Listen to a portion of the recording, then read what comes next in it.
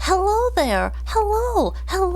My bee brain legit short-circuited there for a second. Oh, hello everyone. Welcome back to the Honeycomb Kingdom. How you doing? Oh, we'll start this off right away with a Be the Musical. All right. Let me get my 5-minute timer going. Welcome, Honeycomb Hive. It's me, the Bee Queen Bumblebubz, here to spread good vibes to all hives. Hello, hello, how are you doing, Hive? Good morning, good morning. This bee queen's pretty sleepy. Hello, hello. Lots of buzzing bees I see.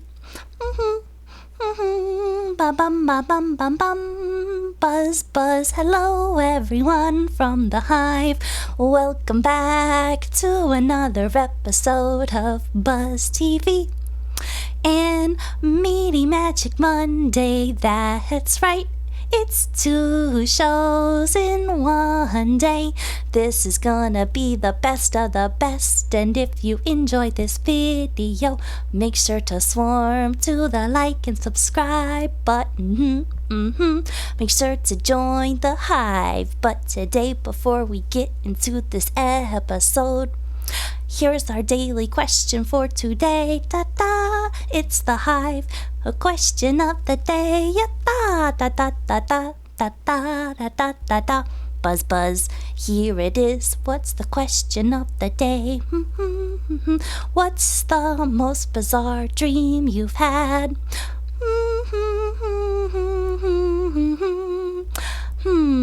Yes. What's the most bizarre one you have had? Oh, let us know in the chat. Let us know in the comments. Yes, yes, yes. Buzz, buzz, Hive.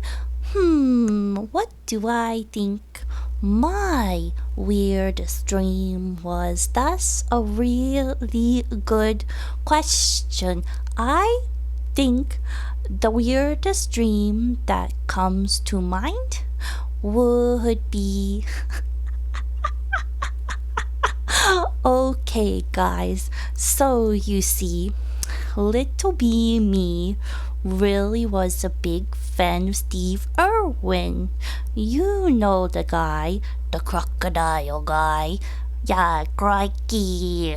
Yeah, gotta get the guiders. Oh, yeah. See, he died. Okay, you see, he died from a stingray. So my little baby bee brain was afraid of stingrays.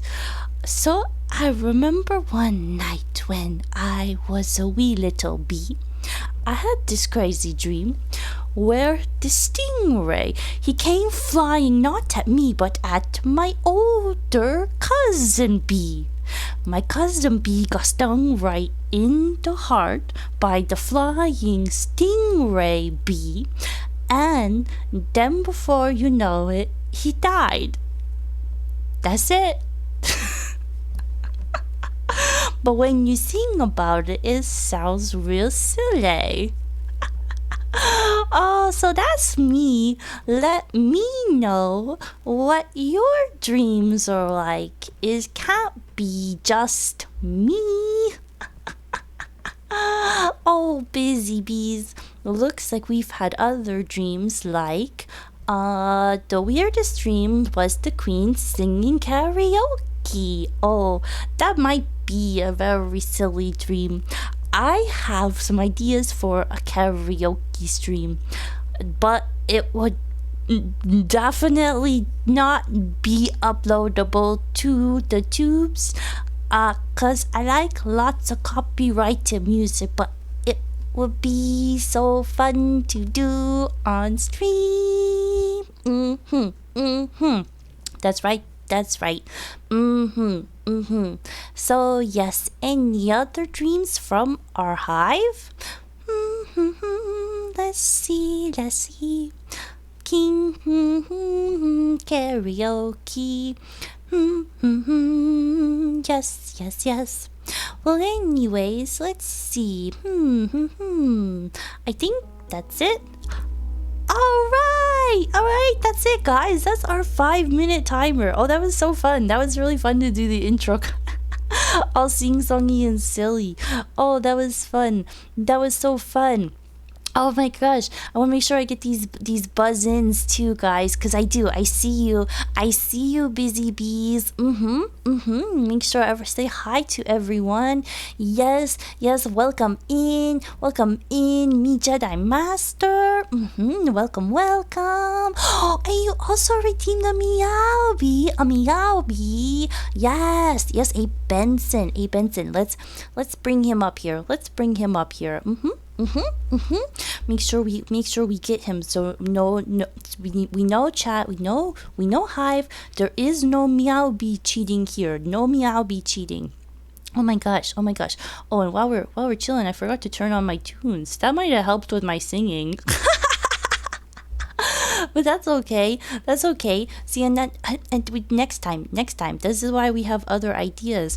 Oh, and also, Mijai Master, yes, thank you so much for the subscription, the Prime subscription. Oh my gosh, you could not possibly be any sweeter. Oh my goodness, thank you so much. Thank you. It would help if I unmuted, wouldn't it? Oh, all right. Let's see. Okay, B-Brain. Okay. We were bringing on Benson. I got distracted by your generosity. Me Jedi Master. Look at you just being the sweetest. Distracting the hive. Distracting the bee queen with your sweet honey. Okay. What am I doing?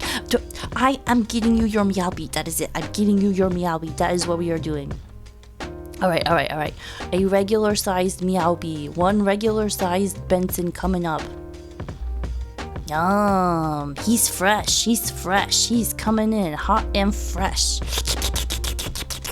We'll have them hang out over here. They're like kissing. See?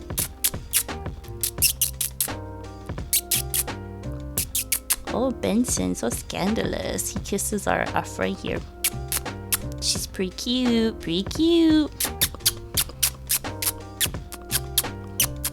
Oh, I'm blushing. Okay, Benson, stop it. Okay, let's move. We're moving on. Come on, Benson, get it together. Okay. So welcome. Yes. Welcome in, me Jedi Master. Welcome. And welcome, yes, Cesar Ruiz 009. Yes.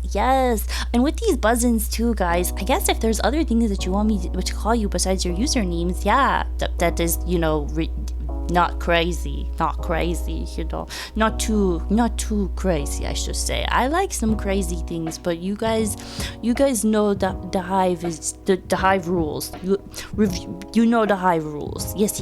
Anyways, welcome in, and thank you so much for that lovely question of the day. Those are so fun to do. I have so much fun doing those with you guys and hearing your responses. Like, genuinely, I like reading through those. Especially in the YouTube comments. I appreciate all of the comments that you guys leave on the videos, especially my regulars. Yeah, like Cesar, leaving the questions of the day, doing the timestamps, Wolfie. Yeah, like you guys are solid, helping build the foundations of the Hive for real. Thank you so much for the support, guys. Oh, yes. Oh, and yes, welcome in Sinful Seraph 247, Buzzz, and Acid Llamas TV. Welcome in, guys. And we have a bee breath redeem as well. All right. Let's get this bee breath in. Yeah, gotta keep them in line. Keep myself in line.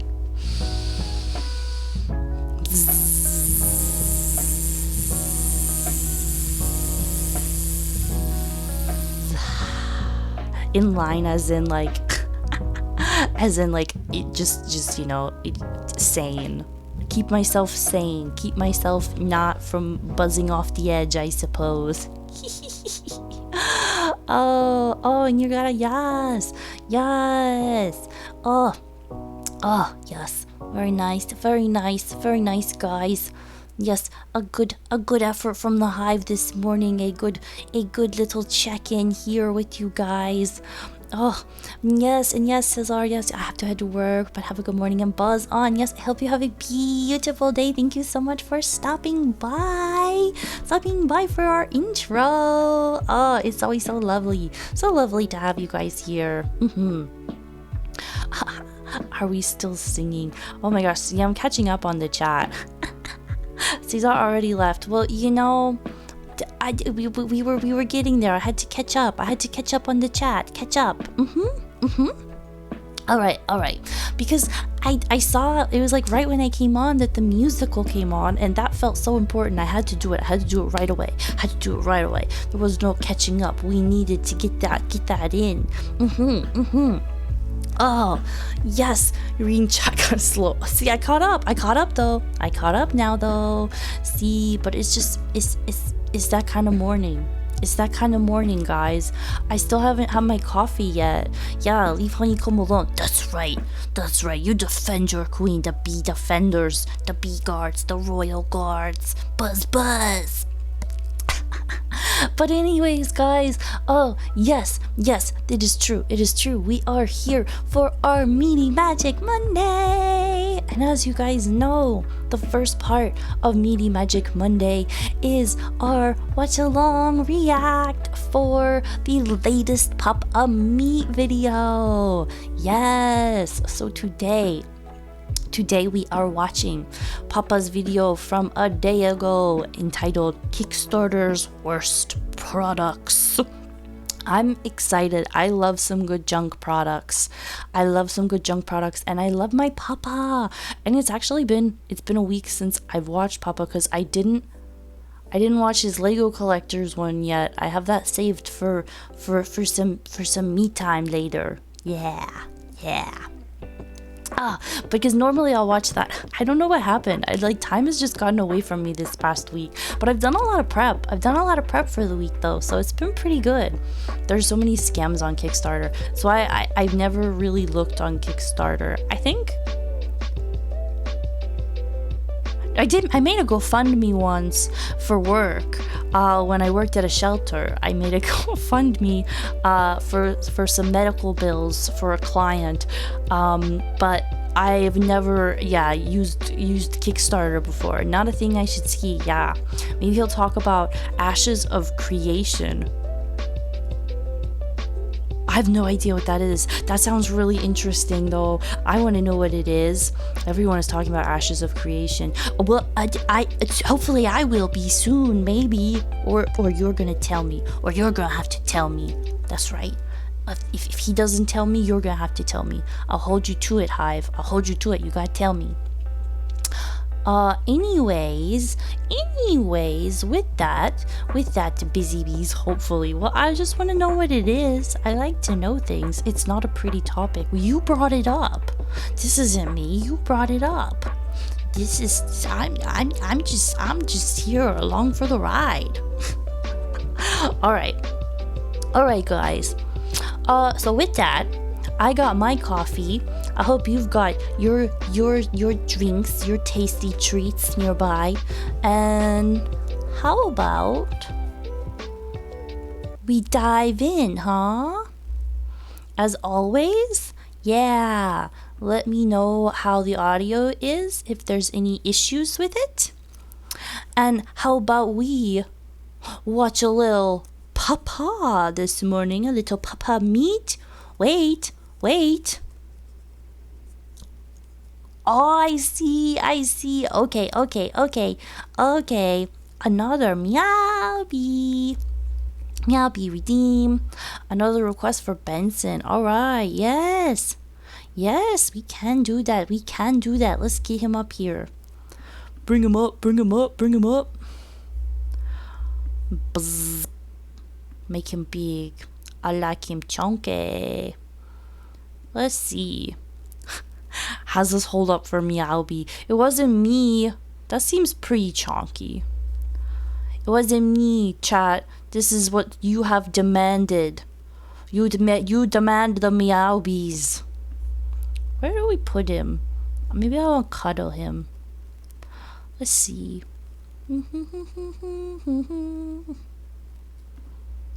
Ooh.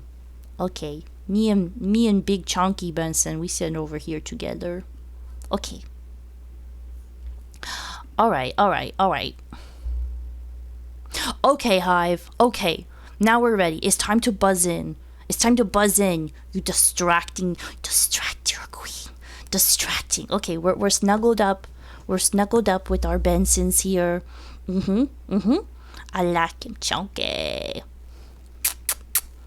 What? Oh, that's right. I know. Little Benson over there. He a little kiss. Yeah. Give him a little kiss.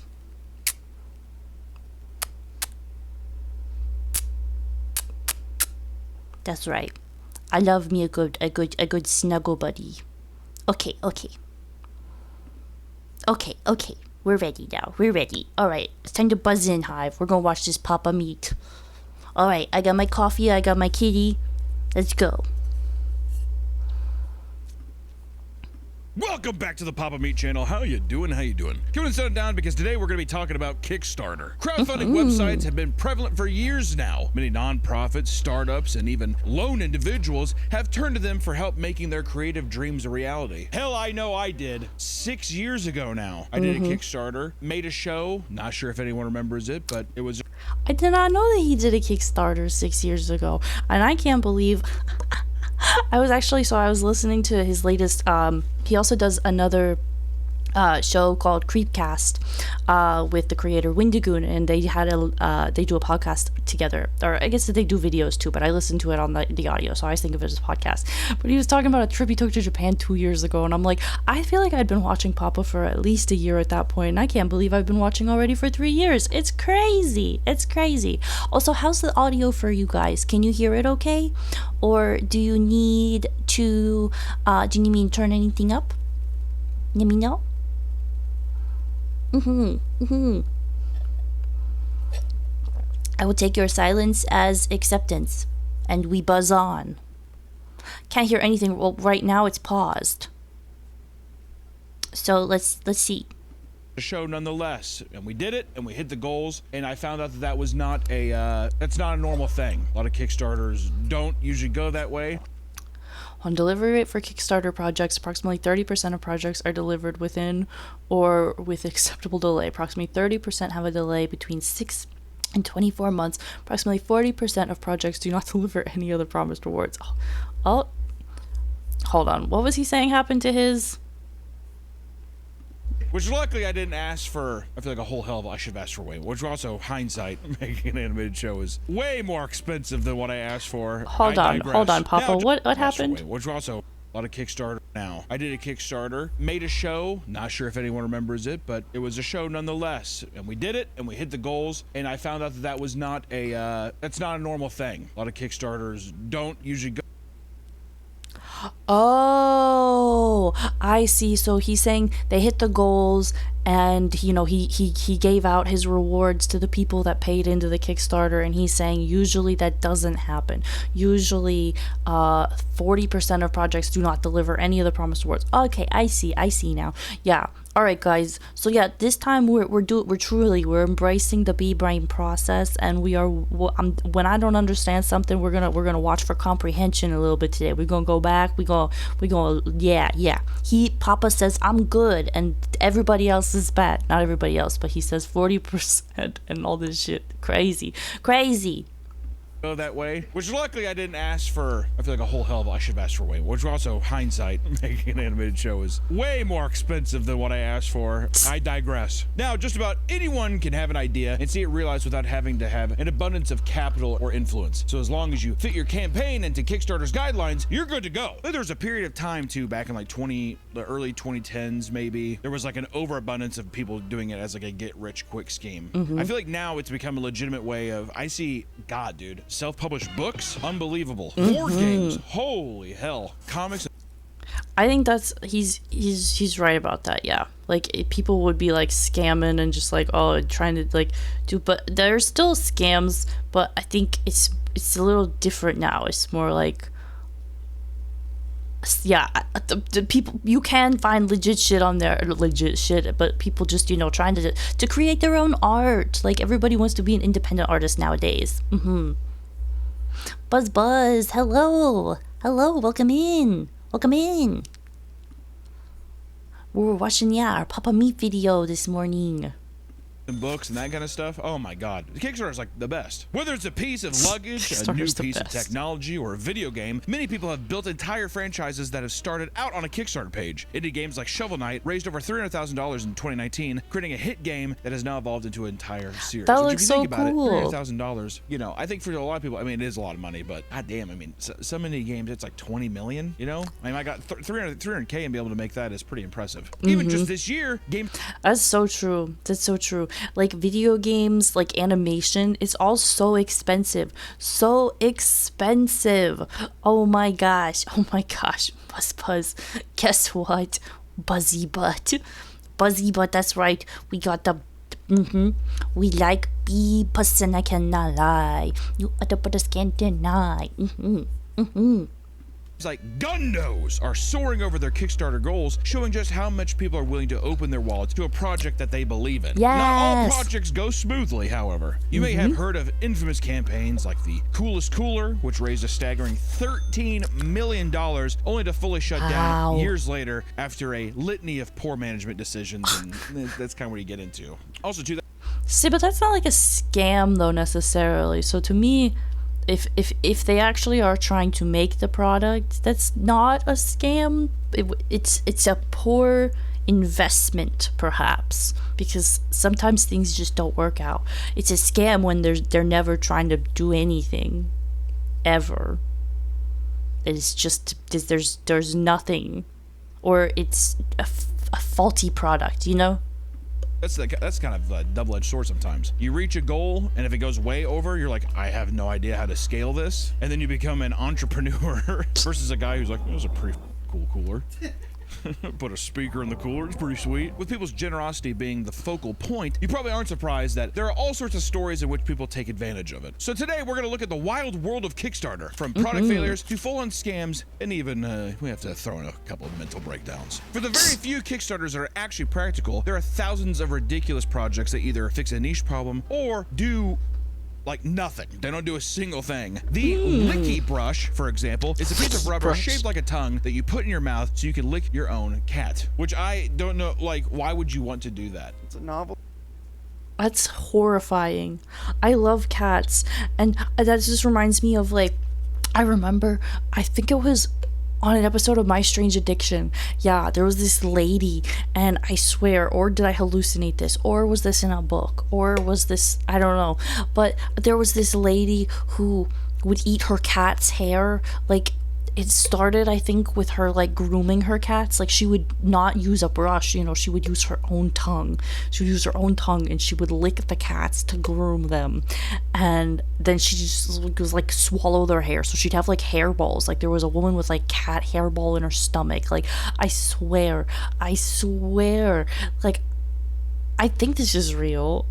I think it was My Strange Addiction. I swear. It was so gross. It was so gross. That's what this reminds me of. Like, why would you put it on your tongue? Why would you, as a bonding experience? Like, people are crazy. People are crazy. Just give them a good, you know, just a little peck. Just a little kiss. He doesn't need the world. He doesn't need your whole tongue licking him up. That's product. Yeah, but what's the novelty? Like, the issue is not grooming your cat, but it's the idea of, like, even if it's protected by mouth, do I want to lick my cat? It's for people that are like is it role play stuff? It's like, I want to show my cat how it feels when he licks me. So you put the thing in your tongue and you pretend to lick him, and it's cute. You guys bond over it. You like this? I don't think Nick's right there. He said, I want the cat to know what it's like when it licks me. Like, cats just naturally lick each other. That is bonding. But the way Nick phrased that was super weird. Super weird. Sounds like she's a feline alien in human form. For real. For real, guys. Like, that weird. Weird, but they sell this product, which means some people buy it. Some people buy it. Samuel. The project received over 2,000 backers and raised $52,000, and it even appeared on Shark Tank. What they say on that? Oh my What did Mark god. Cuban say about that? Did that motherfucker not get out of that deal? I want to know what happened. But 300K, that's too much, and for those reasons, I'm out. There's also Jellowware, The cat which are disposable. ears. Don't cats have barbed tongue? I think maybe you could describe it that way. I've always just been like, oh, it's like sandpaper. I actually think it feels kind of nice. All right. Cups you are supposed to eat instead of throwing away. And the creators came up with this idea after entering a Jello mold competition. Interesting. In total, Jellowware had 229 backers and raised over $10,000. I feel like Jellowware in like a bowl of mac and cheese doesn't make sense to me. You know, if it's supposed to be like a bowl, I mean, I guess with a drink, but even then, it's like, Does it get Jelloware. sticky? Yeah, it would get sticky. How would it not? You're holding it. I think it's such an interesting concept though, but I don't see it as like a marketable product. That's just like something you could like make yourself, like maybe sell the mold for it, like to make for your cup, then you drink it after. But yeah, that's so weird. That's so weird. Oh. It is like sandpaper and it does feel nice. We have a future cat lady. There's nothing wrong with being a cat lady, I feel. I just like little living things. My dog's laying on the floor right next to me. I don't even know where my cat is. Except for these two meowbies here, of course. Of course. Yes. You know, this message is sponsored by Raycon. Spring is here, No. which means it's time to refresh your routine. We're and not spend here more for the time ads, outside. Whether you're on friends. your daily walk, running errands, or just soaking in the sun. Controlled by the fish inside. Nope. And hey, There we hold go. on. Then there's also Fish on Wheels, and it's a fish tank on a low-powered RC car. Why do I want this? Fish on wheels. Guys, this is genius. The worst part to me of a fish tank, is the fact you can't take it anywhere. Your fishy friend just stays in his one little tank on the. Now he's mobile. Now he's on the go. Every house needs one. Exactly. It'll replace the dog as the family pet now. Now the fish, he's on wheels, guys. I fucking love it. We need it. Everyone in the hive, everyone gets a fish on wheels. Controlled by the fish inside, because you know they have sentience to do that. Yes! The fish tank had a camera that Royal looked down decree. inside the tank, so to pinpoint the fish's position and control the vehicle. The developers initially wanted $70,000 and only raised about $6,000 before the project ultimately failed. This is Only $70,000 to develop like technology where it tracks your fish and lets him control where he wants to go. Guys, I imagine this fish is just gonna be bumping into shit all over the place. This is so funny. I need it. Adds a chopper and gives the fish the controls. Yes. Let him fly.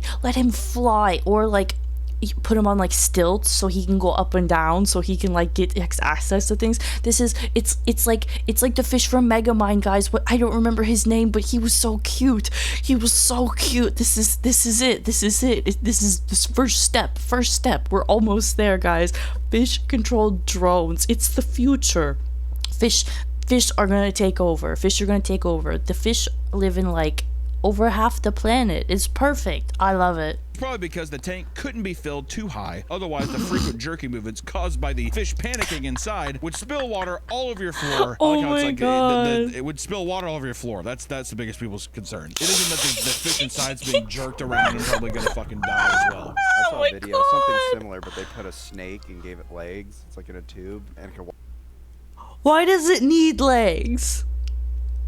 Why does the snake need legs? The snake is already mobile. Is the snake like handy capable? Can the snake not slither right? Why does the snake need legs? I don't like this. This makes me really uncomfortable. Why does he need walking it? around. I feel like it would hate that. That goes against everything that it knows, right? Why would you need that? Another failed project is Paul, the sexiest smartphone charger on the planet. Which is just a phone bust of a man's body and phone charger at his...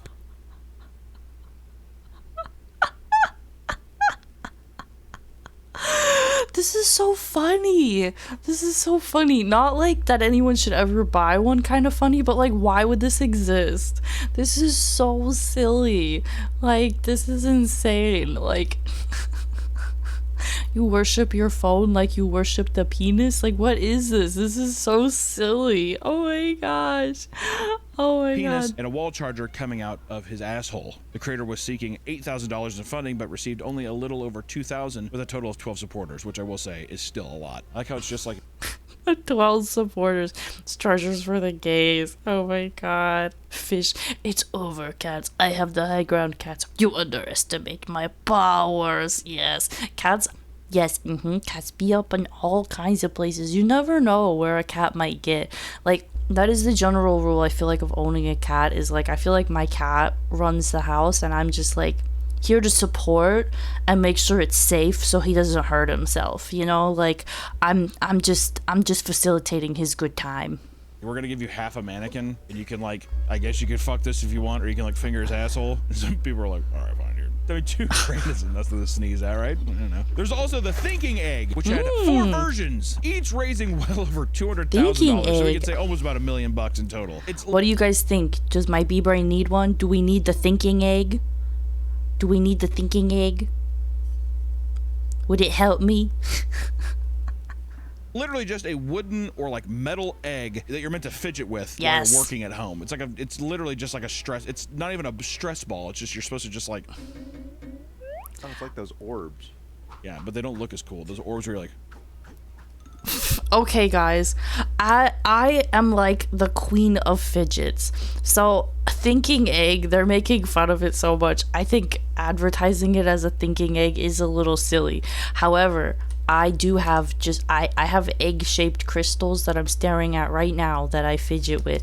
I have this like thing that's got like a worry stone. It's got like a stone inside of it. It's egg-shaped. There's a stone inside of it that I put essential oils on, so I can sniff it, and the front has like a figure 8 that I can twist around. I have a cat that is doughy that I can smack. I have a ball of dough that I squish. I have actual just stones that are called worry stones. There was another point that I was getting at. Those little balls that he's talking about that you swirl in your hands. I have those too. They're in another room because they have like bells in them. Like I have all of these kinds of things. Like I'm the queen of fidgets. I love all the little fidgets. I would buy something that was called a thinking egg if it was if I was in the right place at the right time and it felt good in my hand. Absolutely.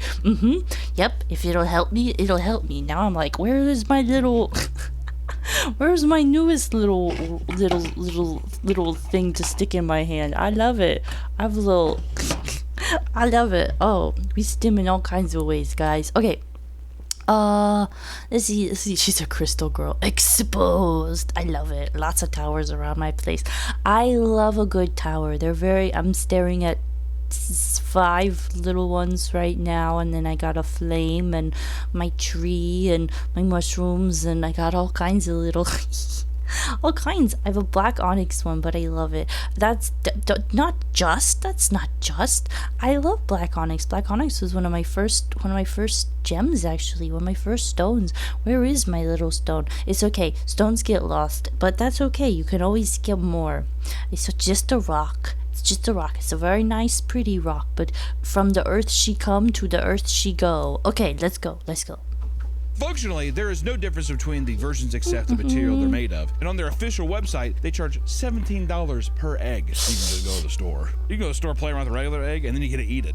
It's like, just to it's be not honest, the same. Like, the textures are are talking practicality and stuff, and you're like, well, I mean. Okay, so clearly he's not a fidget guy. The textures are not the same at all between stone and an egg. Gosh, you can't fidget with an egg. Bro don't have ADHD, don't got nothing wrong with him. That's really surprising to me, actually. You know, the convenience of it, I'm like, you can just get a carton of eggs. How often would you play with the egg? And at that point, too, dude, I'd get like, you get anything. You get an orange, you peel it and eat it. It's not a real egg, my fat dummy. Ass is just like, can you even eat the egg? You can't eat the egg. Get a chocolate egg. Eat the chocolate egg. Yeah, a Kinder egg with cream in it. I never liked the Kinder eggs, I'm being honest. Yeah, the cream is not, like, burns my mouth. It doesn't burn my mouth, but it like, I don't know. It's like so, it makes me so thirsty. You know what else the ones I didn't like was the chocolate oranges. Like the peels. I never tasted that good. I'm shook right now. I love the chocolate oranges. Oh my god, those are so good. They're one of my favorites. And they're like, especially, it's so cool to me. You like peel it apart and it's like a real orange. And it's, oh my god, it's so cute. I love it. And they taste so good. Just that like little hint of orange flavor. I love it. It's so good. Did it. Papa. Was this just, are we just talking? Creators can get inspiration from literally anywhere. Like the creators of the Grilled Cheeses Grilled Cheese Press, who came up with their idea. I'm such a fucking sucker, guys. Literally all of these inventions, I am shocked. I want them all. Grilled cheeses. I love grilled cheese so much.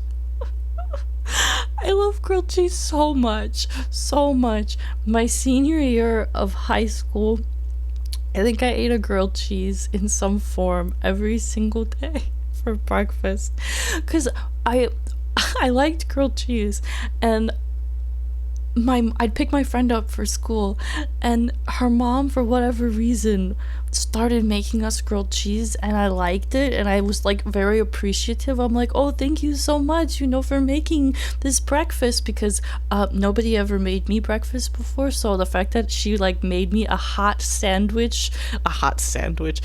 grilled cheese, a hot sandwich for breakfast, I was like, oh my gosh. Not the healthiest breakfast. I also paired that with like an energy drink. I would either have the Pink Monster or a Red Bull like every day. That was my breakfast. That was me at 17. So you know, not the healthiest breakfast. Not kids being kids, you know. Anywho, but I was so grateful. I was so grateful for it. But so somehow that turned into like, she would make it every single day, and it would be on like whatever type of bread they had. So like it started, you know, as like okay, here's a real grilled cheese, here's bread and cheese, and then sometimes it would be like, here's hot dog buns on cheese, here's a quesadilla. Like I had the most different variations of grilled cheese that I could possibly. It's all grilled cheese though. Now I come to see it in all forms. I'm like, yep, bread is bread, cheese is cheese. Is it hot? Is it melty? It's a grilled cheese. Yep, we love it. We love it. Oh, Monster, I used to drink 2 cans a day. Well, used to makes it sound like you don't anymore, so that is super, super good for you. I'm sure your heart and everything is very grateful for that. I think it's a tasty drink, but yeah, especially if when you're drinking a lot of it, it's like there's nobody, we're not meant to be putting this shit into our bodies all the time. I try to mostly drink water. I feel like coffee is at least more natural than energy drinks. So that was like when I started college, I was like, okay, I have to be an adult now. I have to grow up. I have to learn how to drink coffee. I need caffeine, and I can't keep drinking energy drinks like this, because I would drink one every morning, and then sometimes I drink them at work, and sometimes I drink them at school, and sometimes I could easily see myself having 2 to 3 plus energy drinks a day. Like it was ungodly at times. So yeah, I feel that. That was a long rant to say I love grilled cheese. Thank you for coming to my TED Talk on why grilled cheese is important to me. After watching an episode of their favorite show, Glee, titled Grilled Cheeses, which clearly many thought the concept was amazing because the Kickstarter was able to reach its $25,000 funding goal. This is something my grandma would like, I feel like. Yeah, eat your grilled cheese. Old people. There's a little Jesus on it. I think that, so that's the thing, is people probably got it as a practical joke to trick their grandmother and be like, oh, I love it, like grilled cheese. Trick their grandma. There have been thousands of ridiculous products on Kickstarter, but many don't compare to the No Phone. Nearly 1,000 people paid a total of $18,000 for a 3D printed rectangle to combat cell phone addiction. They created a pretend phone to act as a surrogate to any smart mobile device. Oh no. You can clutch your comfort without having to actually use it, which just sounds so pathetic, doesn't it? This reminds me, what that reminded me of is I remember going to the Scholastic Book Fair as a child, and one of my favorite things to buy would be the erasers. And I think I recently found in a bag of mine an eraser from my childhood that looked just like a smartphone. It wasn't the size of one, it was definitely like smaller, but that's what that reminds me of okay, here you go, it looks like a phone, it replaces your phone, right? But it's not a phone, it doesn't do anything, it's just a piece of rubber. Oh, how silly. Oh, Apparently, there's a study that shows that 3 days without your cell phone has similar effects to cocaine withdrawal. Jesus. I believe it. Too. You know what? Maybe I'm knocking the rectangle too quick. I mean, like it's like a thing of non-alcoholic beer, so you can still have the simulation or like the I don't know, the normality of drinking when you. Don't even get me started on non-alcoholic beer. Yeah, I have family members that'll drink non-alcoholic beer, and it's because they don't want to drink alcohol, and that's fine. But I don't understand how people just like beer for the taste of it. I just don't get it. They're like, yeah, there's nothing like a good beer. And I'm like, what? I don't get it. I don't get it at all. Like, I get the ritual and whatever, but it's so foreign to me. I'm like, why? You think that tastes good? Yuck. Oh, yuck. What was I? I was about to totally hit the wrong button. Oh my gosh. Honeycomb, hello. Welcome in. When you're trying to get sober. One upgrade consists of a stick-on mirror so you can take selfies. Though it was fully supported, many of the comments were disappointed, saying they either never received the product or their mirror came scratched. Scratched? Are you fucking kidding me? My mirror. In 2014, the Air umbrella was ever. That's so silly. So they did the no phone. It came with a mirror on it. That is so silly, so pointless. Oh, but yes, very. I feel like my eraser served more of a purpose than that. Oh my gosh. Hope you and the Hive are having a buzzing time. Today's another lurk day for me. That is so. We appreciate the lurk. Yes, thank you so much for buzzing by. We are having a buzzing time. We are about halfway through our papa meat. I'm drinking my coffee. Yes, we're building the energy. A nice cozy Monday snuggly morning. advertised as a compact and lightweight alternative to the traditional umbrella. Instead of deploying a fabric material to protect you from the rain, it would instead blast a circular stream of air that would keep you dry without taking as much space. I love the idea of this. I don't think that the product is going to work, but I love the idea of not having, the fabric umbrella over top of you that just like gets all drippy wet. Oh, thank you so much for the bits, Woolly Wolfie. The bits. I've been watching way too much Steven Universe recently. Oh, I can't get it out of my head. Oh my gosh. And welcome. Yes, your official welcome. Hello. Thank you so much for buzzing in, Woolly Wolfie. Oh, and thank you for requesting a teeny meow bee. Teeny meow bee. Meow. Perfect. Let's get him set up for you. Yes. Little berry, top middle. All right. Let's get him set up. Oh, we are just so cute and cozy this morning. Guys, I was like actually pretty much on time today. And I'm very proud of myself for that. That was it. I was like, what's the and? He very teeny. Yes, always berry, but switching sizes. You gotta have it. What am I trying to say? Some variety. Variety is the spice of life. Do I want him this way? I don't think I do. I think I want him. Yeah, we'll keep him like this. He looks pretty cute. Walk this way. Alright, alright. He's like above Papa. Exactly, exactly.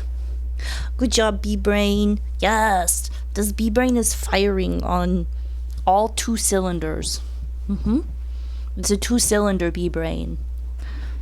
Yes, yes, perhaps one day we'll upgrade to a 3-cylinder B-Brain. 5 times B-Brain combo.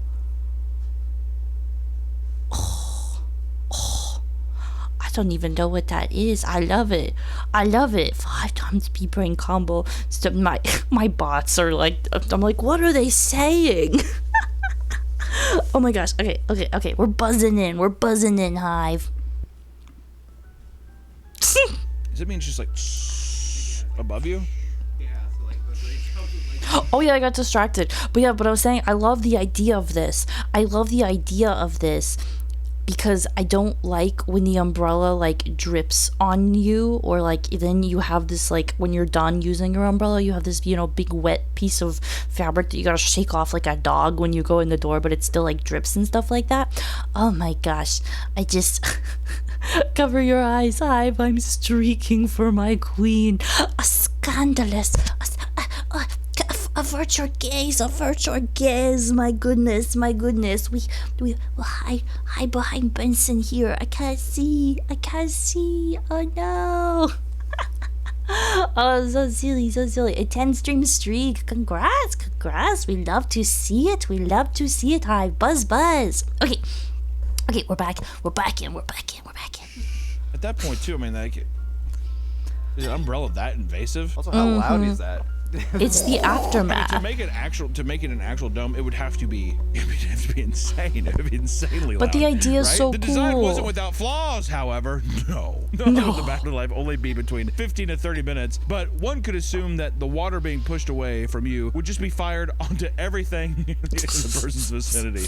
Not AKA my the problem. people all around you, or I mean, everything's getting wet beside you. And as it turns out, these initial problems were far too difficult to rectify. Fears of it doing harm to customers led to them being unable to release the product. They would issue an apology and attempt to refund their supporters, but delays in doing so would cause a tidal wave of furious backers, labeling them as scammers. I mean, we'll try to get there. I'm not doing it. They are assuming people will just forget. That's been 10 years. I mean, come on, yeah. 100 grand. I mean, there's got to be some crazy backers in there. With all of these, there's like, you know, like $10,000 reward tiers. I have a feeling there's like a metal tube, like the things that lodge into your neck. Some Kickstarters can feel downright pointless. Oh my gosh, for real though, it's like, I don't know. It's, to me, it's the risk you take when you quote unquote invest in something like this. It's like, or really invest in anything. Like, it's always a gamble. You don't actually know. Like, this isn't made yet, so you don't know where your money's going. You never know where your money's going. I don't need to go into another rant about this, because I feel like I've done this before already, but you never really know where your money's going. Once it leaves your hand, like, it's like, giant shrimp investment is good investment. Yes, we would like to invest in this Kickstarter specifically for this. I would like this shrimp on my light switch. Oh my gosh, that actually just reminded me, I don't have shrimp fried rice over here with me. Guys, hold on, I left him in another room, and he always watches my streams. Shrimp fried rice is my gram. Hold on, this is, now that I've seen it, I can't unsee it. Hold on, we'll be right back. Hold on, we're just gonna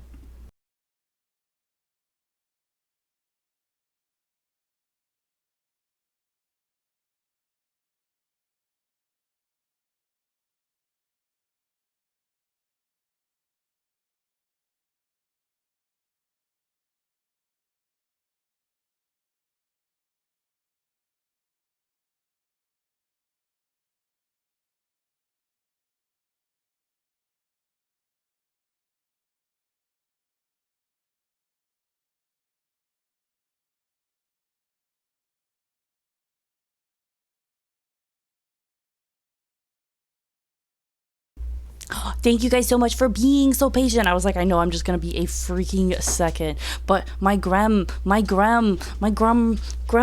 he always watches my stream. I needed him. Okay. Alright, Hive. Alright. We are ready to buzz. to buzz back in. Oh, yes. Anyways, how are we today? Yes, we are B-brains as always. B-brain. Oh, and greetings, Your Majesty. Your Chief Minister is here. Yes, welcome in, Troll Castle King Jason. Yes. And don't forget, yeah, guys, we do have our check-in options too. Now available, yeah, as our chat redeems. If you want to, yeah, officially be welcomed in, we have our Buzz in, or we have our flyby for our lurkers who don't really want to be acknowledged as well. We've got options, Hive, options for our check-ins. In Your Majesty, in the UK, there is this retail chain of stores known as the Co-op, and if you're fancy, you call it the Cooperative. They do the most amazing custard donuts, and they are Mr. Jason approved. I love a good custard donut. Nom nom nom nom nom. Yummy.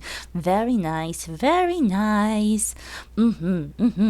Agreed. However, M&S Marks and Spencer's tend to be better. I like the recommendations for if I'm ever over in the UK.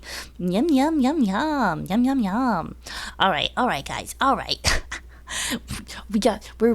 We've moved off our shrimp fried rice, but I'm so glad that this reminded me that we paused for our Ibi-chan. All right, let's go. For example, a Kickstarter campaign titled We Demand Peace in the World Now details the development of a smartphone app that will bring everyone together. Basically, people would download the free app to show that they demand peace in the world. And according to them, the app would feature their song We Demand Peace in the World Now in a video of Peace Flash Mob, which honestly I think could do nothing but spread more hate, more vitriol. If I saw that video, I'd be like, I think the world's in a pretty fucking good place. If this is what peace in the world, I don't want that. If that's what peace in the world is, no thank you. Their goal is to have people around the world memorize this dance as well as the lyrics to the song so they can start organizing their own flash mobs to spread the idea of peace. Their ultimate goal was to convince people to all do this song and dance one Saturday a month for at least a year in cities all across the world. So I never understood the point of like flash mobs. Like I don't quite understand what they accomplish. What is even the goal? I don't get it. You're dancing. I love dancing. Don't get me wrong. I love some good dancing, but I don't. What is the goal? This way, they can tell their government that they will not tolerate any of the wars and the fighting and killing must dance stop now. To Despite say their best no. efforts, only 18 I don't people get backed it. the project. Out of the $30,000 they wanted for this app, only about $2,300 was raised. Which also begs the question as well: that instead of it being an app, couldn't this just be a YouTube video that you hope goes viral? We can make money on it that way. Exactly. How am I going to make the ad money from the app? Add money on the app, and then also, yeah, is it really a movement if people don't have it downloaded on their phone? That kind of stuff. I mean, think about how bad It's all about the flash mobs money. already were. I mean, who wanted that?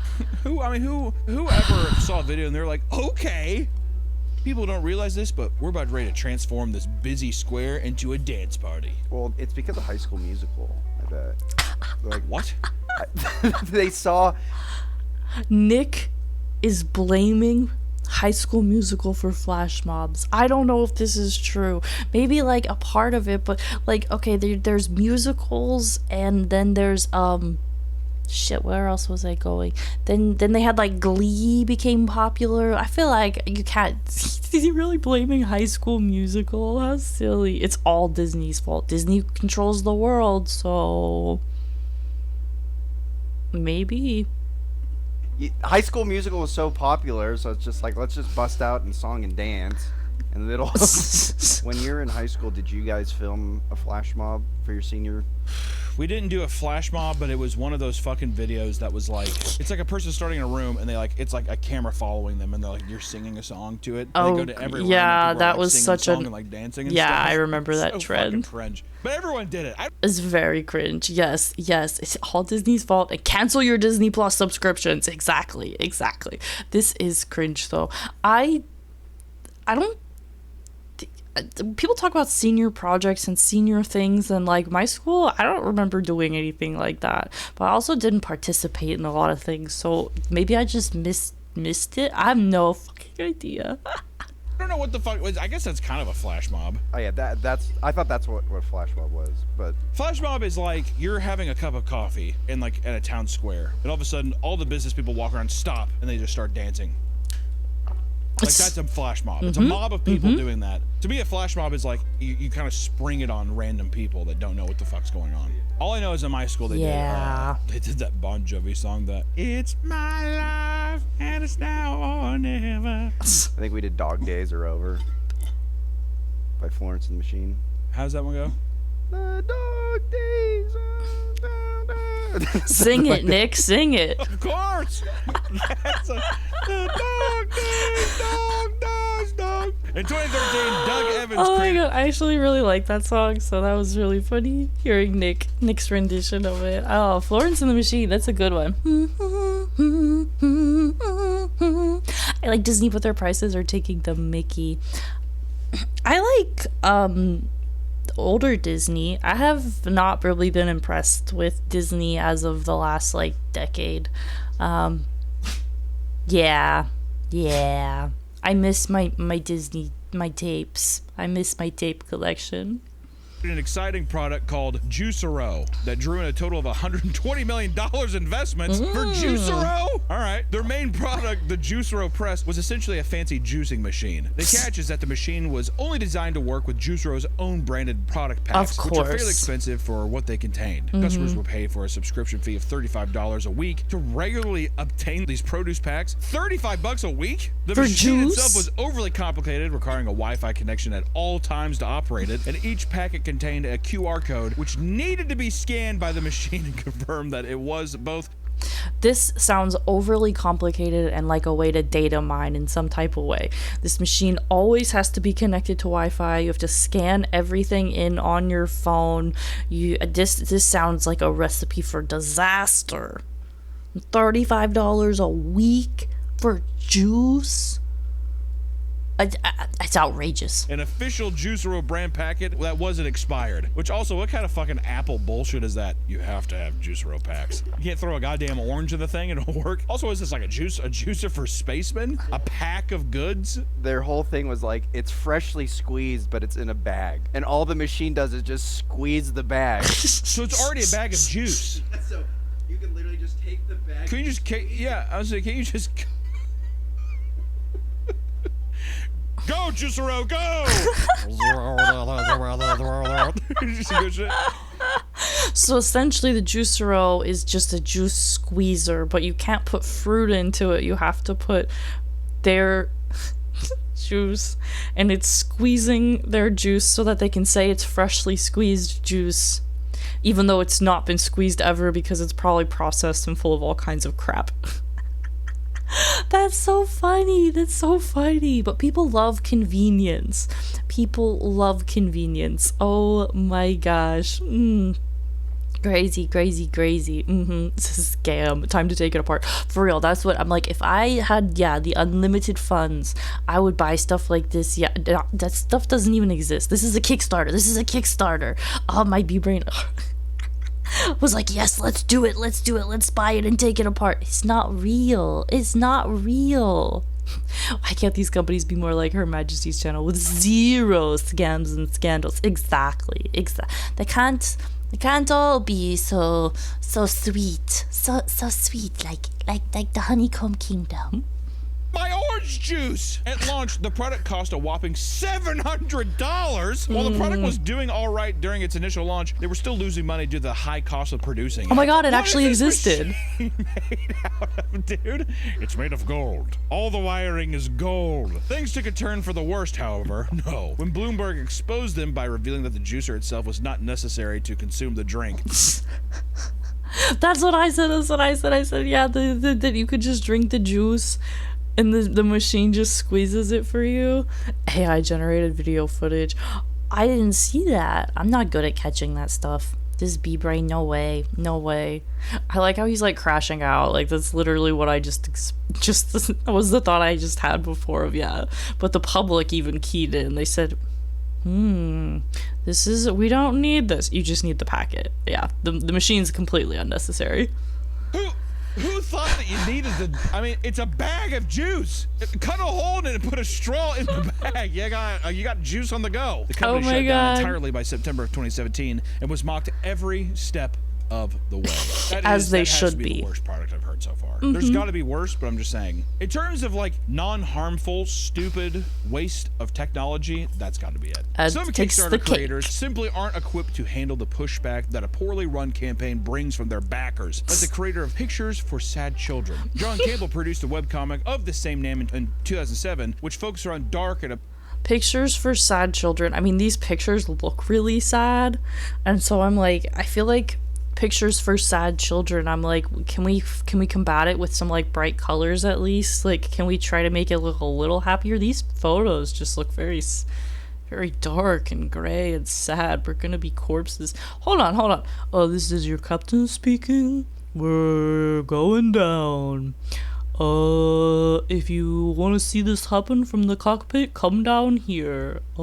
Sorry. This will make whoever has to analyze the crash feels strange. We're gonna be corpses. Might as well be ridiculous. What the fuck is this? absurdist humor that people really seem to connect with. The success prompted a Kickstarter campaign in 2012. Captain, the planet below is inhospitable. New recruit, set a course for the next solar system. How do I just press the blinking button? The computer does everything. Do we tend to find life forms? Not really. It'll make your career if we do, though. The captain was on a ship that found algae about 40 years ago. Look at a lot of rocks.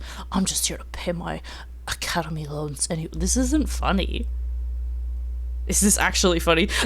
He's saying people connected with the humor. I'm like, where's the joke?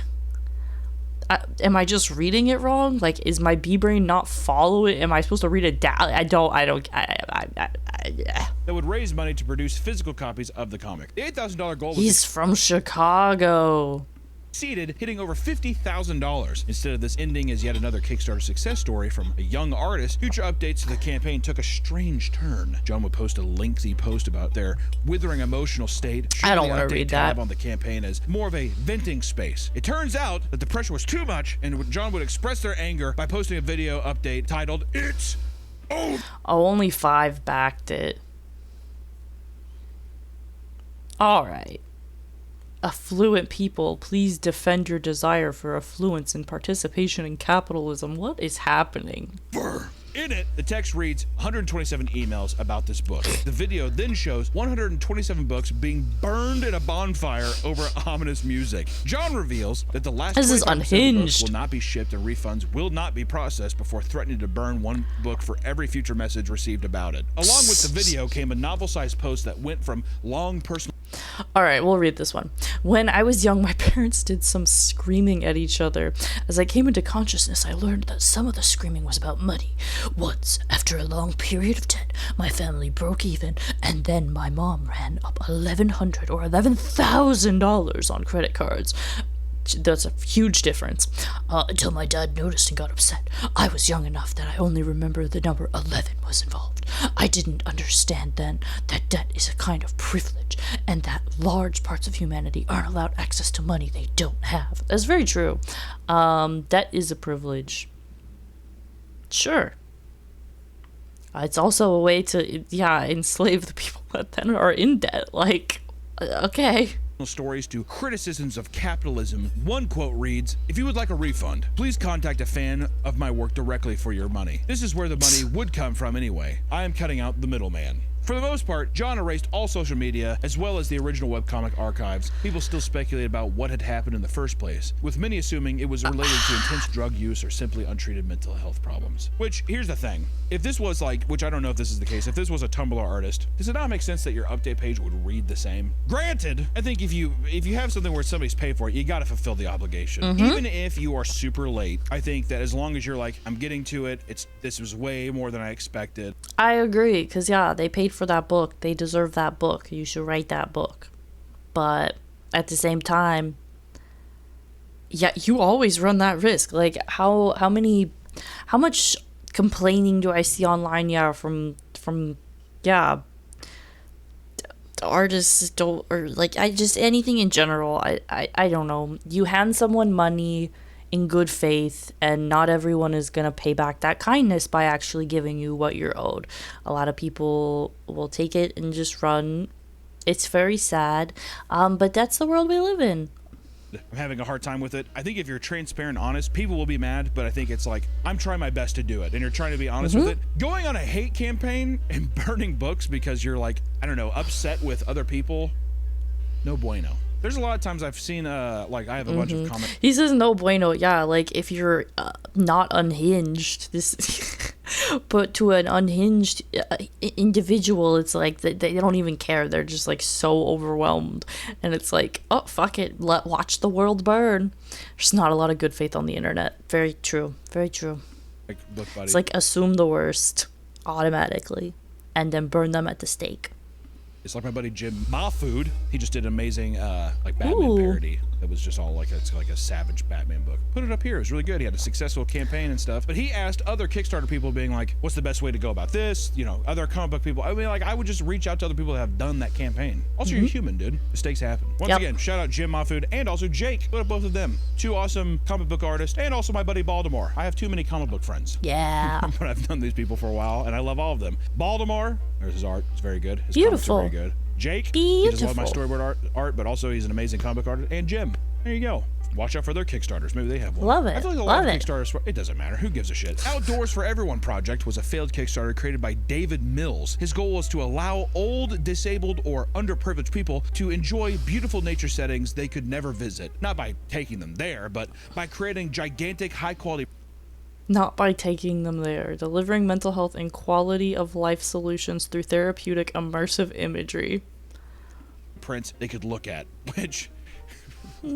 sounds pretty silly, but I can see that being like a noble cause. You'll never go there. Don't I mean, you look at that, it's pretty, right? You'll never be there, but this is kind of like it.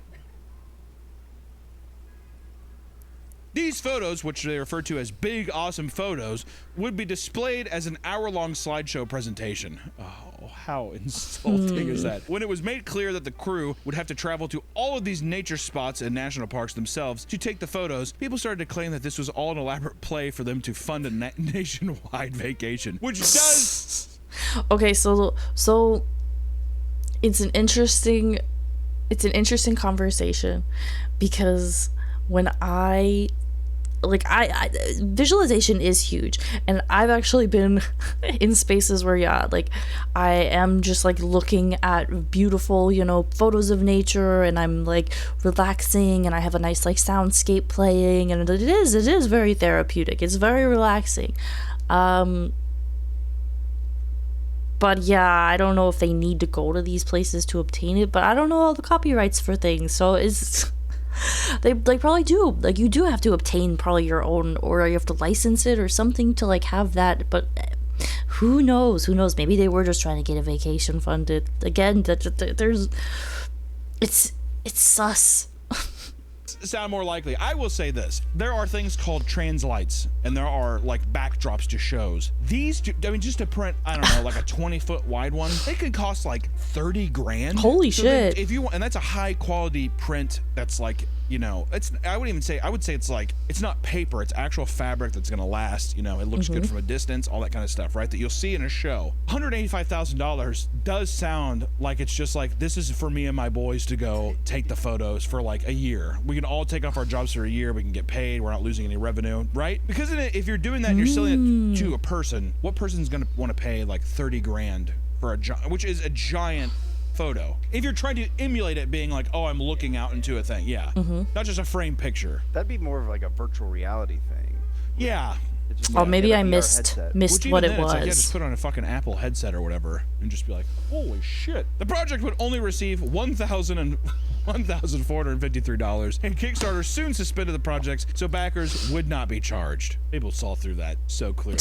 I do like the angle though of people, 100% him and his boys were like, well, people are gonna know that we're just like going around. It's like a vacation. Not if we tell them it's for disabled people. Not if we tell them it's for old and sick people. Among the many project genres Kickstarter offers, games games are probably among the most, if not the most popular on the entire platform. Everybody wants to make their own MMO project games. called Ash of Creation was launched, and over the last decade, it has raised over $3 million while in development. However, Wow. at the beginning of the year, the creative director and co-founder Stephen Sheriff stepped down from his position due to the ethical conflicts with the board. Ethical conflicts. This is a Discord message. I can make a limited statement in my personal capacity and not on behalf of the company regarding the situation. Control of the company shifted away from me and the board began directing actions that I could not ethically agree with or carry out. As a result, I chose to resign and protest rather than lend my name or authority to decisions I could not ethically support. Following my resignation, much of the senior leadership team resigned. Following those departures, the board made the decision to issue WARN Act notices and proceed with a mass layoff. I cannot responsibly speak to further details at this time due to ongoing legal and governance matters. What I can say is that the developers and staff acted in good faith and deserve much better than the uncertainty they are now facing. I'm incredibly dismayed at the situation. Oof. Big oof. Rip Bozo. Board of directors. This led most of the staff to leave, and the entire project was scrapped, including the Steam page, which had already been selling an early access version. Since thousands of people had already purchased early access to the game, Steam had begun issuing refunds to anyone who bought it. And for those who were still in the company, the board laid off the remaining staff and closed the studio. Many former employees later said they never received the final paycheck and sued for unpaid wages. Jeez. Yeah. My buddies actually paid full price for it, and it was only up for a month. No shit, Ashes of Creation?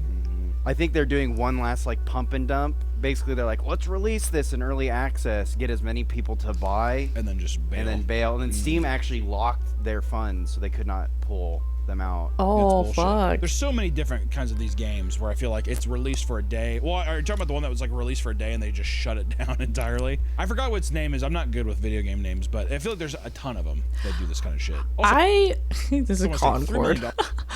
I feel like I hear about this so much. Yeah, I'm honestly like, unless I know that it's a good game and it's sticking around, I'm like afraid to try new games half the time because yeah, it's just like, what are you gonna do? What are you gonna do? Like, I don't.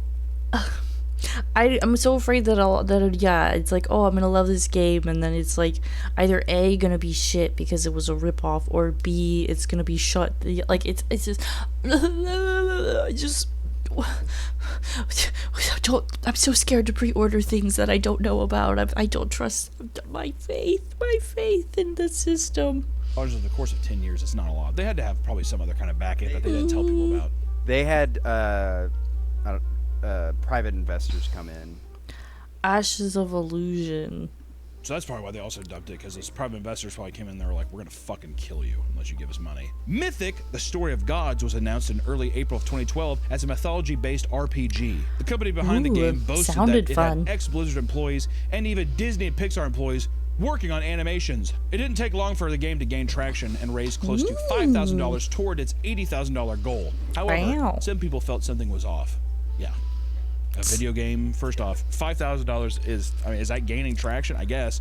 But then also $80,000 to make an MMORPG? Word? Scam. That is, or a little, it's like a little kid, but he made the Kickstarter. After doing a little digging, people found that the entire campaign was a mix of other games, projects, and businesses. For starters, the art of the game was stolen from other games, and the pictures of the company's office were real photos taken from random design companies.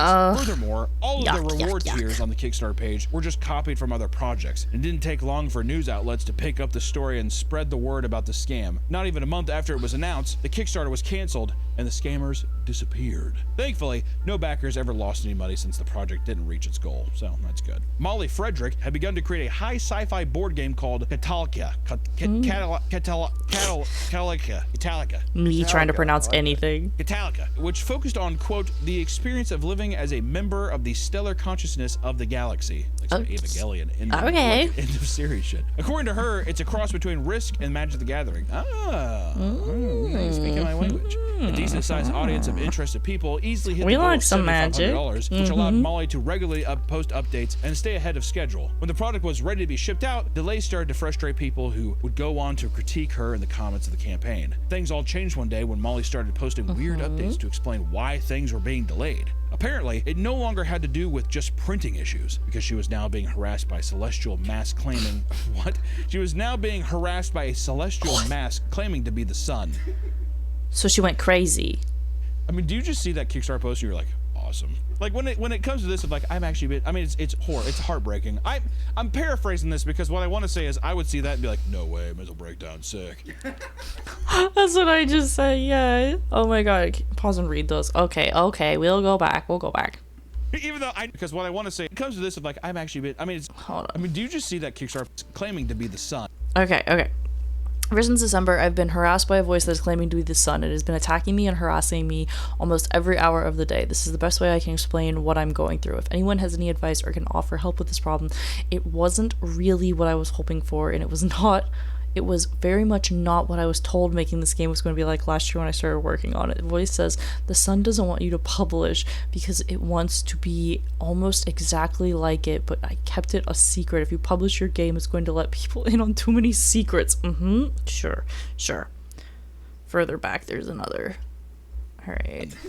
What had to do with just printing issues? Just wanted to contact everyone and let you know what's going on. Seems like a spiritual collaboration I am working with was able to work out an understanding with the military and some other various groups over the last few weeks, and things are feeling very positive for the future. Interesting. Spiritual collaboration. Yeah. Which was because she was now being harassed by celestial mass claiming what? She was now being okay, so yeah, she said there's a spiritual collaboration and now it's no longer a collaboration. Now she's being harassed and it's attacking her and telling her not to take it out. It was going to help her, but I follow the line. Follow, and I quote, she's nuts, exactly. She's nuts. Harassed by a celestial mass claiming to be the sun. Okay. I mean, do you just see that Kickstarter post and you're like, awesome? Like when it comes to this of like, I'm actually, awesome. I mean, it's heartbreaking. Thanks. I'm paraphrasing this because what I want to say is I would see that and be like, no way, mental breakdown, sick. Even though I know it's wrong, but I'm just saying. If you saw the update, you're like, oh, cool, update. Huh. Oh. It's Not only over, was she being boys. harassed by the sun all day, it was urging her not to release the board game for fear that it would reveal too many cosmic secrets. She also claimed that the U.S. Navy was watching her because her board game referenced experimental plasma technology. A little bit of gang stalking in there too. I love that. Cosmic horror with just a dash of gang stalking. Many of the people in the comments were being supportive. What?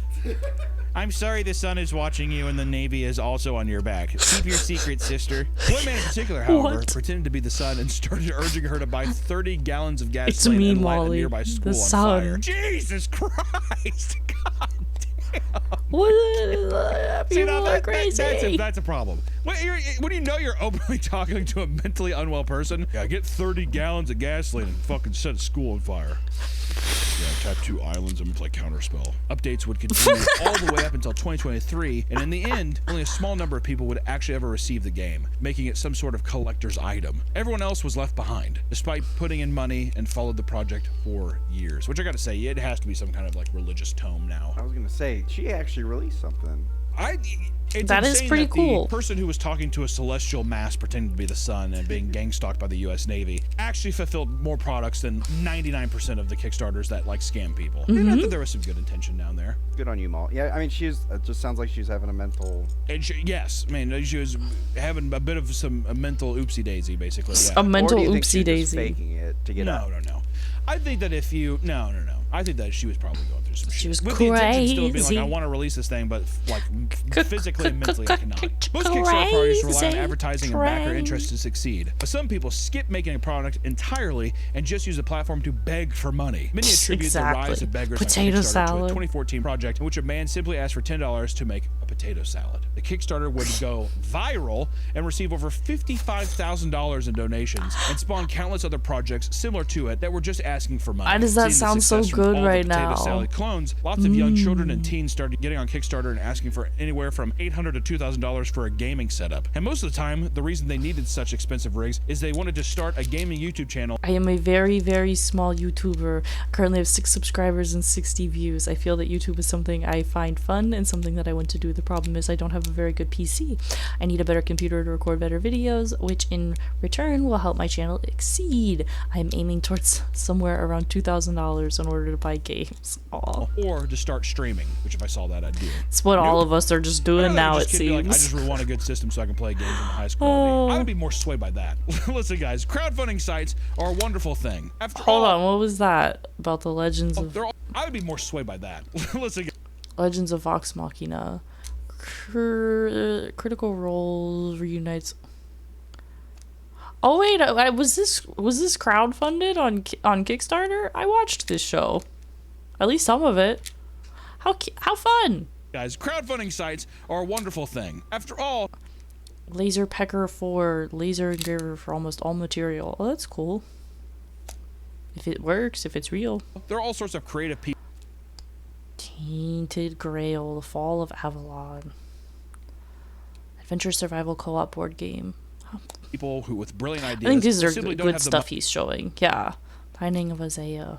money to make them a reality, or they don't have the Isaac. means of getting self-started. They're not business minded enough to take this thing to the next level. So sometimes Kickstarter can just be like, hey, this is my sick idea, do you like it? Pretty cool, because Kickstarter can be a little Update on blatant Kickstarter fraud. After immediately breaking all promises and scamming users, they reacted to all the reports and refund demands by posting latest product video leading to a kickroll.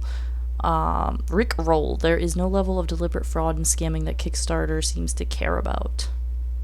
TLDR, immediately after campaign completion, they charged hundreds of dollars in shipping instead of the promised $25. Everyone who doesn't comply will have lost their $200 plus of backing. All support/email refund emails are ignored, replacing the promised innovative product entirely with an existing market product that costs half the backing price. After ignoring all users' refund requests and comments warning about scamming, they have now made their first update in a month, telling everyone to urgently send them hundreds of dollars in shipping money if they ever want to see their reward, sharing the latest product video, which is just a rickroll thing. Blah, blah, blah. Yikes, that is cold.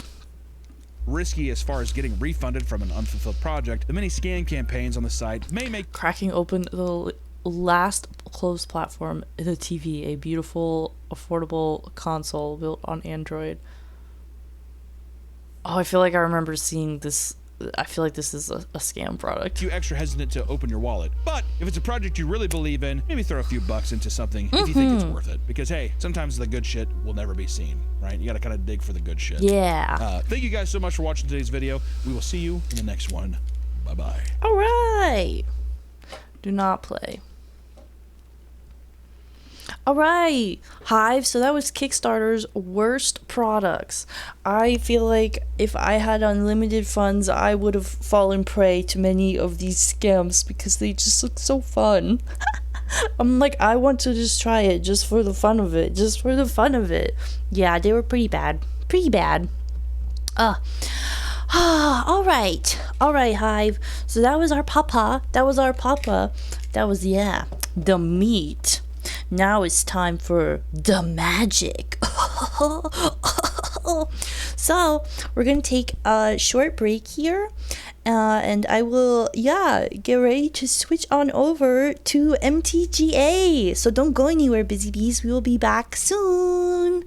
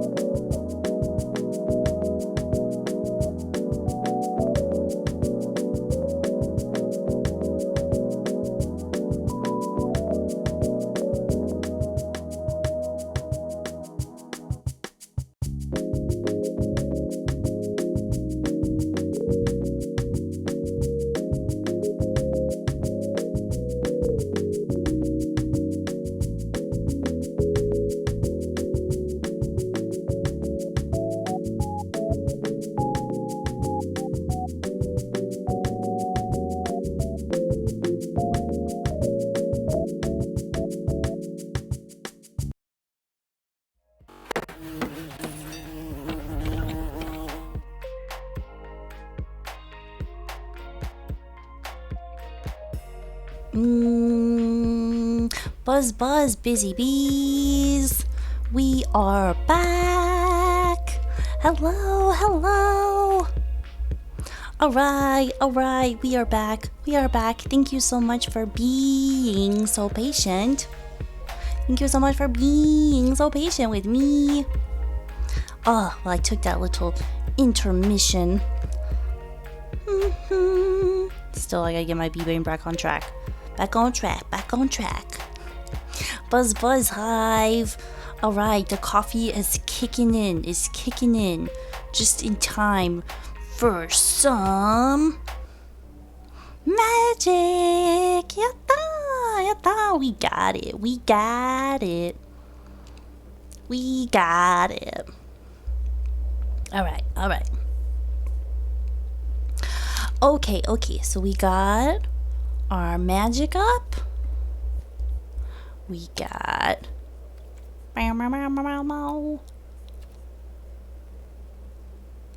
let's see. Okay, we lost our music now. Hold on.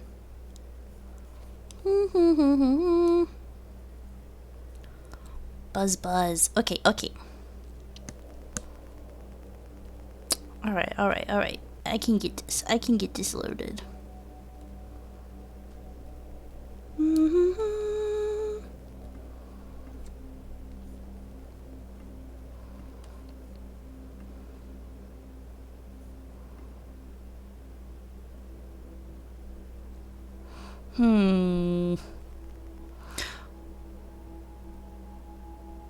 Alright, I do not see the music going through. I see the game music going through. Let's see. I thought I messed with this morning.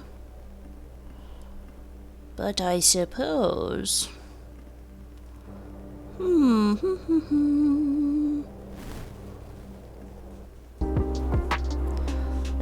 Let's see.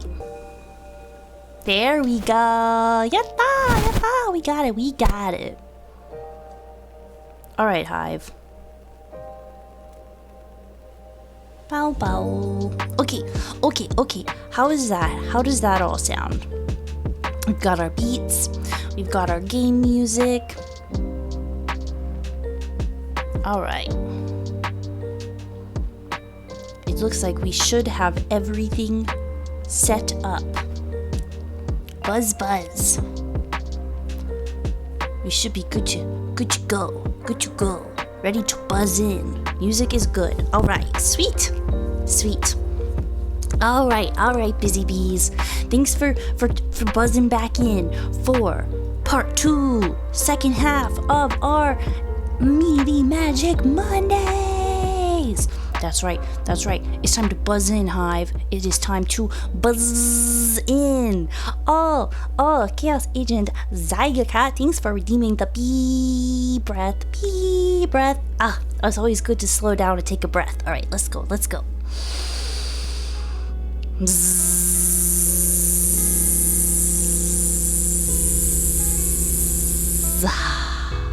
Yes, thank you again for the bee breath, and yes, official welcome in. Thank you so much, for buzzing in, Chaos Agent Saiga Cat. Yes, buzz. Yes, my buzz beamote. Yes, I love it. Okay. All right, busy bees. You have been so patient with me, and you have waited, long awaited. The wait is over. It's been a week since we've played more Magic. It's time to buzz in for more Meaty Magic on this beautiful Monday. All right, let's go. Okay. So, we have on our agenda today, we have our goals are to cast 20 creature spells, cast 30 black or green spells, and cast 20 white or black spells. All right. Okay, so we're still going to be playing with the same deck that I have been for the past few weeks. So we're going to be doing my Sultai Reanimator deck.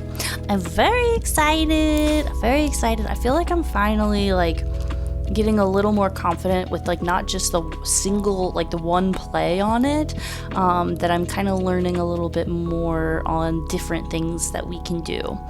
So I'm just taking a second here just to review my cards, just to make sure, yeah, that my B-brain is on track, and that I remember everything that is in here. 'Cause sometimes I forget about certain cards, and it's like, oh, that might have actually been like a really fun play if my B-brain didn't get so stuck in, okay, we only use Cavero and Bringer of the Last Gift, because like that's not the only play that we have.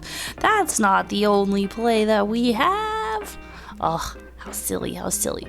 So yeah, so just trying to refresh my little memory here on all the different stuff that we can do before we get into it. Alright, this is our last one, Sunderflock. Enters, you cast it. Okay, we're ready. We're ready to buzz in, Hive. Oh, guess what? Just started playing an unmodded playthrough of Skyrim. That sounds beautiful. Oh my goodness. Okay, so we're gonna just do standard play. I've never myself played through Skyrim, but I love how it looks though. I love watching gameplay from it. All right, match one. Let's go. We're buzzing in, Hive. All right, as you guys know, magic takes most of my bee brain cells. We got 4 lands in our hand. Cavero, Mind Bitten, 2 Deceits. We keep like everything. What land do we want to play first? Because we got nothing on the 1. 2 life, enters tapped. That one has to enter tapped. And we got more land. Okay, so let's put the Overgrown Tombs back here. Forest here. Oops. I need to stop getting so OCD about how I organize it. Okay, so this one has to enter tap. There's nothing we can play on the 1, so we're going to do the Hedge Maze and Surveil 1. Oh, another land. 1, 2, 3. We have like 5 lands. I could use like a normal card. I don't want that right now. I could use some actual cards. Some actual cards here. Okay, so they played Greedy Freebooter. Ooh. And Brazen Collector. Okay. They give me a Spell Snare.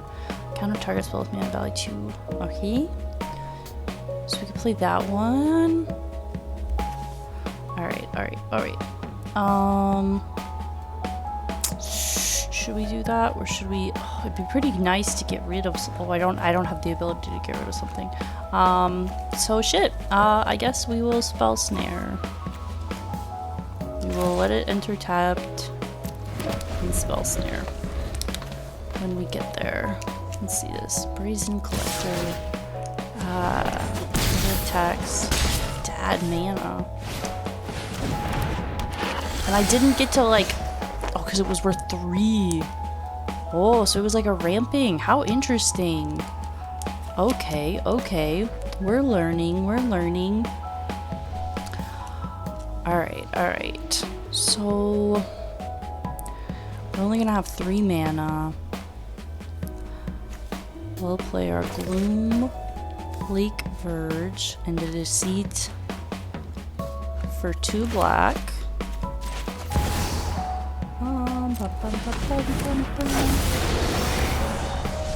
And then let's see what we can get rid of from their hand. Murder, destroy target creature. Creatures you control but don't own are mercenaries at the beginning. Exile. Oh, I don't like that. Destroy target. I don't care if they destroy my stuff slowly. Let's get rid of that. You cannot have him. The Laughing Jasper Flint. Oh, they got to just take how many? X is the number of outlaws you control. 3 cards. Ooh, they might be getting me this one. Oh my goodness. Wow. Yeah, we're kind of fucked. We're like fucked. I'm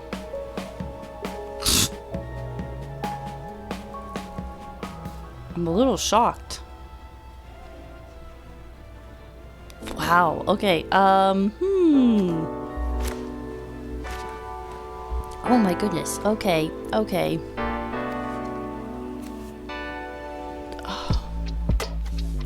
I don't even know what to do. I'm definitely not winning this one.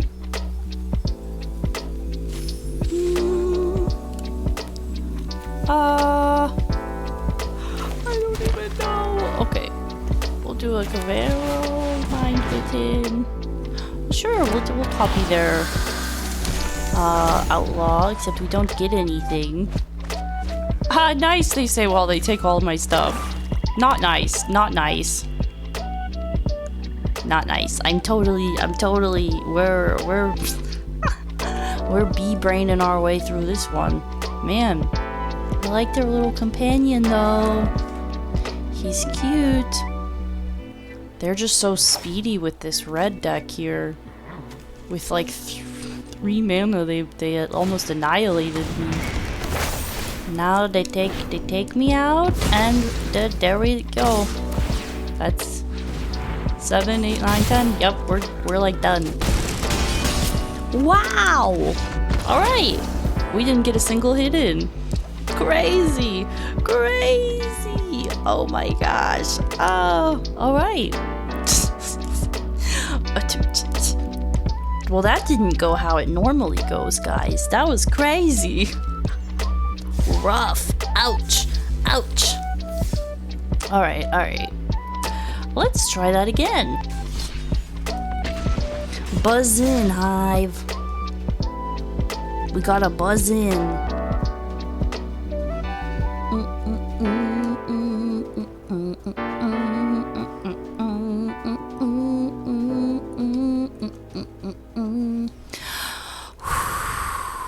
Gotta take a deep breath.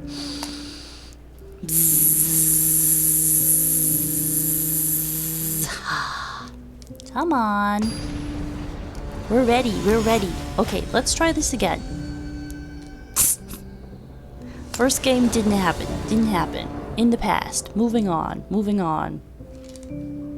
Alright, let's go. Wow. And I like my new companion. He's a little raptor. He's so cute. Okay.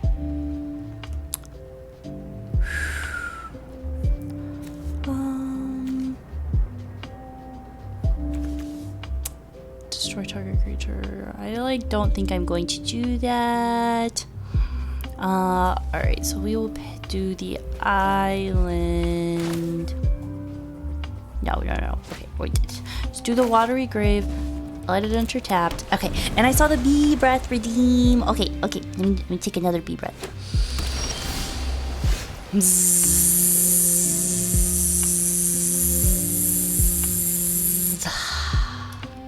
Thank you so much for the bee breath. You know I gotta keep this head on straight. Okay. Alright. Let's do the Gloom Lake Purge. Let's see. You do 2 black with 2 black. Oh, draw 2 cards, then discard a card, or take something from their hand. With two black, I could get something out of their hand, or for 2 blue, let's take something out of their hand with deceit. So we'll pay with 2 black. Well, they still got all of this. Oh my god, so many heir apparents. Fuck! Turn all creature cards with mana from your graveyard to the battlefield. Okay, we'll take their raise from class. We'll get rid of that. It cannot. Nope.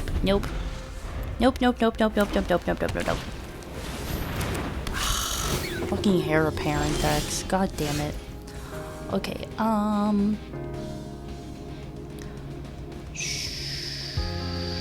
Wistfulness, draw a card, draw 2 cards, discard a card. Gain 2 life. Okay. If we do 3, we're still. Oh, we could play him. Let's.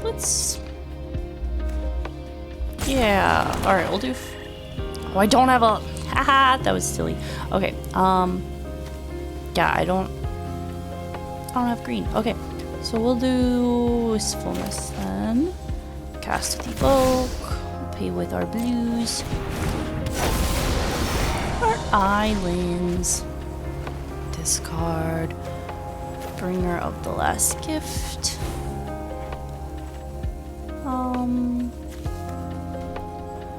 Destroy target, the flight.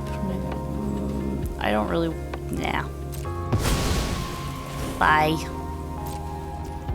Oh, goodbye, goodbye. Okay, let's go, let's go. Oh, he's so cute. I love him. Okay. No. You can keep them. And your tokens. Ugh.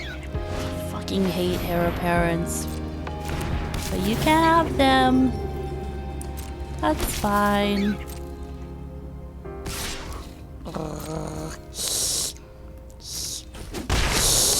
He said him. It's okay, it's okay. Alright. Oh, we need this green, but Ender's tapped. That's a bitch. Okay. Well, we gotta do what we gotta do. We need it. Let's bring our friend back to life. I don't need you. Put you in the graveyard. Please. Please, sir. Yeah.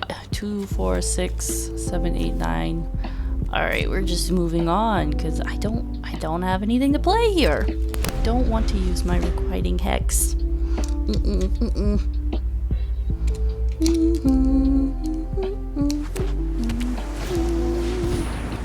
Another heir apparent. Oh, I think he might kill me before I get to like do anything. Not a fan. 2, 4, 6, 8, 9, 10, 11, 12, 13, 14. Fuck. Alright, alright. Be patient. Be patient.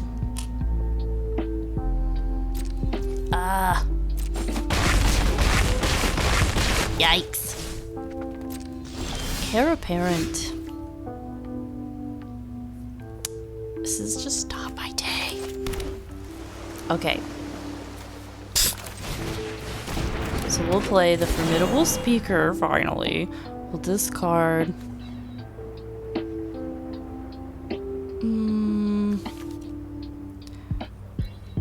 Turn home. We'll do Bringer of the Last Gift. Choose a creature that I want. Would like my Cavero Mind Bitten, please. I wish I had more lands, but I don't, and we're gonna die because they have 2, 4, 6, 8. It's over.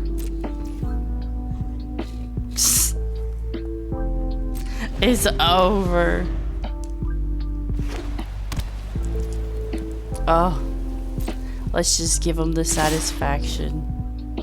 We'll at least block with 1. And that's it. This is over. Damn. A losing streak today, Hive. Oof. Oof. Heir apparent. I hate that deck. Oh my gosh. Oh my gosh. Alright, alright. Let's keep it rolling. We were working on these dailies.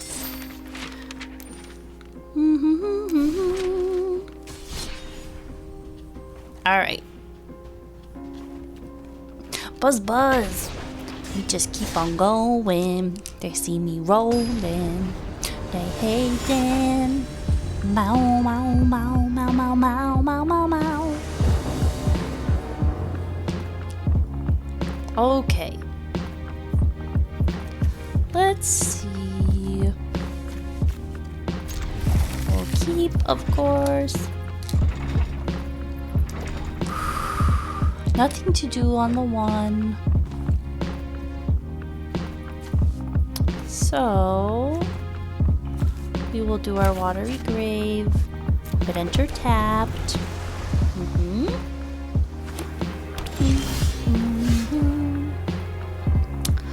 Alright, on our 2, we can actually play our Tempest Heart.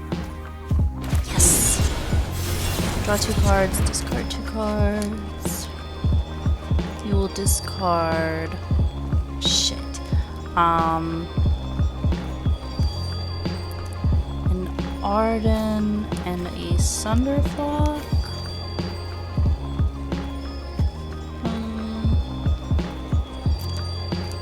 Alright.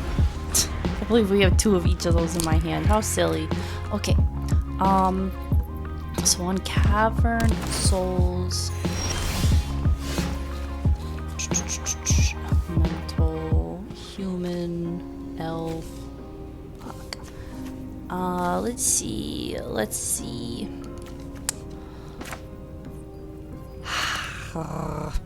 I really need it to be able to cast her.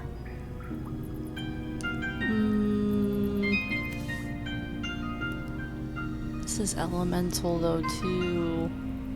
All of these are different types. That's why the Cavern of Souls is a hard one for me. Okay.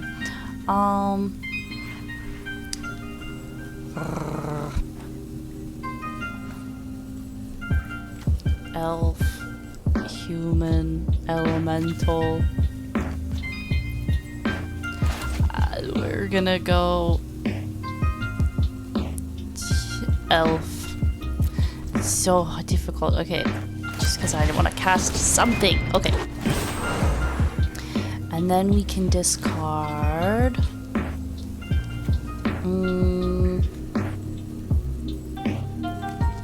We'll discard another Sunderflock. And we will grab Cabero for now. Even though I don't know if that's what I want. Demons you control. I don't know. Okay, let's see. Farzai, Revenant, Vampire, Lifelink. Interesting. Okay, so we have an island to play.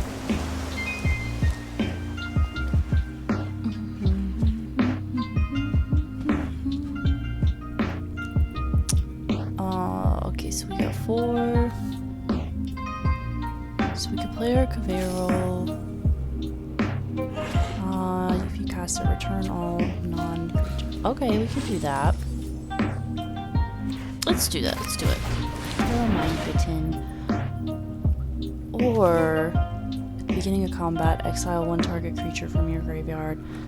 Except it's a 5/5 demon. I like that idea though too. We'll do Sunderblock. Let's try something different. Let's see what happens. Alright, so we've got a Cabero that's a copy of our Sunderflock. We never play that card very often. So let's see how this goes. Essence Chandler, Bat Cleric. As long as you've lost life this turn, creature has flying and vigilance. Whenever you gain life, put a 1/1 counter. When this creature dies, put its counters on target creature control. How annoying! This creature attacks defending player, loses 1 life, and you gain 1 life. Whenever lose 1 life and you gain 1 life. Alright, so we have to get rid of that. Whenever you gain life, when this creature dies. Alright, so we'll cast with Blight. And we'll get rid of this thing. I don't care if we put a Blight on that. You're getting rid of that thing, because that is annoying. Alright, so, we can pay 2 life, or we can just grab another. Let's grab another. We'll discard Arden again. And we will grab... I just love him. He's too much fun. A Cabero Mind Bin. And then we will let our Overgrown Tomb enter tapped. And we'll fly with our Girl, mine didn't and get a hidden. Ha ha! Got a hidden. Yeah, that's right. That's right. Baron Stepri Siege. Enchantments. Winning, put a 1/1 counter on each creature you control. No! Fuck. Fuck. Okay, when it dies, put it on a target creature you control. But what if it doesn't have any? 4. Okay.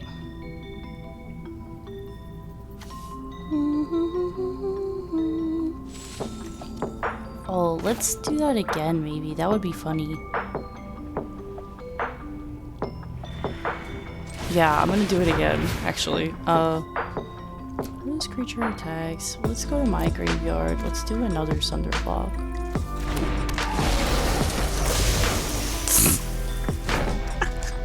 Now they have no counters on it. Okay. Alright.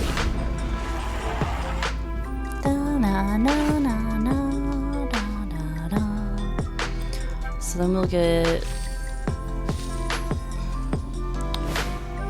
Let's translate their Essence Chandler again. And their Overseer. And they got a counter on it now.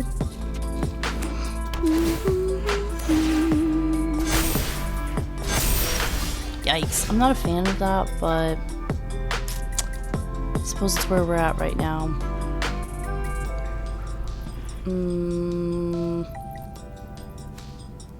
Whenever you cast a spell, put a 1/1 counter on this creature. We'll play them.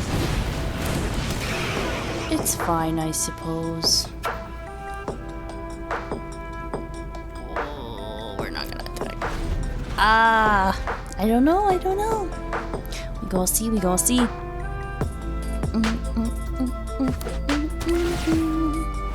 Scroll on. Alright. I don't know how I feel about this. Okay. So they played their Sorry Revenant again. And this Vanguard. Oh, it's got 4. I don't like it.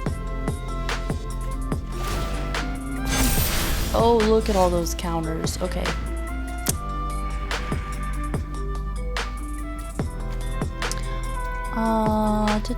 Return it to its hand. Use their hand. Like,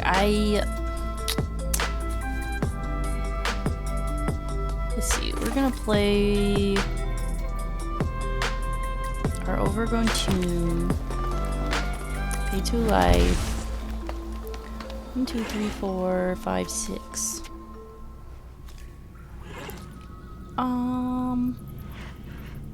We'll play Deceit. All of them. We gave it everything we got.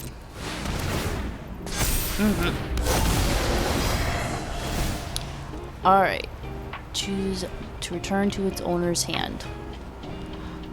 I would say...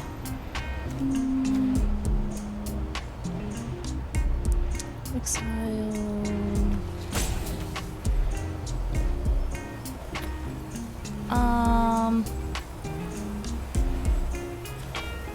We'll have this guy go in. And then let's get rid of him. This is very annoying to me. Okay. That Death Touch is also very annoying.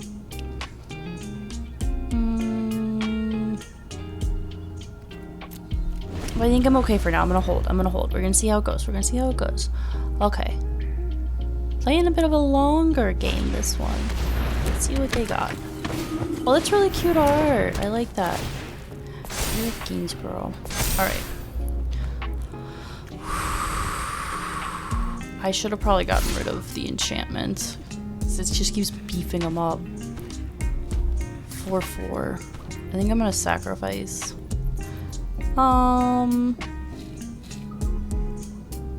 Yeah. They're tapped out. I don't think there's anything else I could do. I don't want it to get any bigger.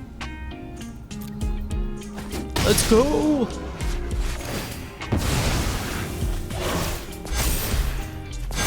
So they got it back. Interesting. Because of renew. Okay. So they just have something that they can still do with it. Alright, what do I want to do? Wistfulness. Exile. Ooh. Draw 2 cards, then discard a card. That would be nice. We'll play Wistfulness.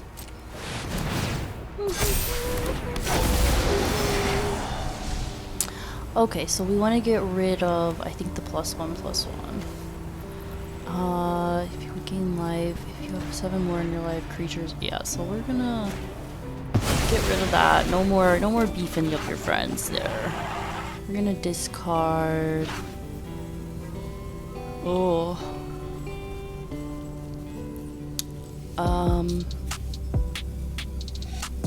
He's kind of expensive. 3, 4, 5. I don't know. Shit. I don't know. I want everybody. Oh, I can't decide. I can't decide. Do you? Okay. We'll play. Alright. And I could only evoke that, which I'll save it. I'll save it. Okay. So let's see. 5, 6, 3. Your flyer can take 4.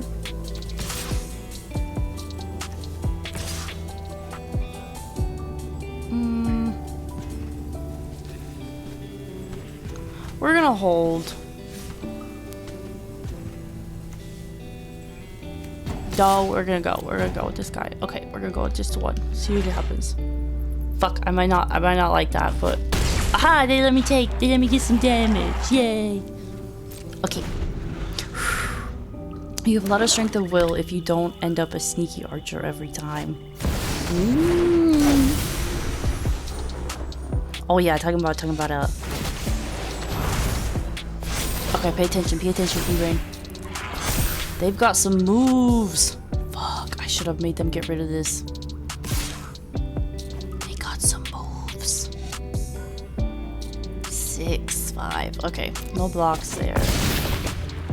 Yikes. Oh, yikes. This is rough. This is rough, buddy. They have no cards. Yeah, I totally should have. Oh, shit. Okay. Return up to 1 other target. Like, I think I might have enough to. Problem is, I really wish I had my killer in hand. Discard a card if you do. Okay, let's draw 2 cards. Discard a card. Please. Of course, they won't give me the card that I need.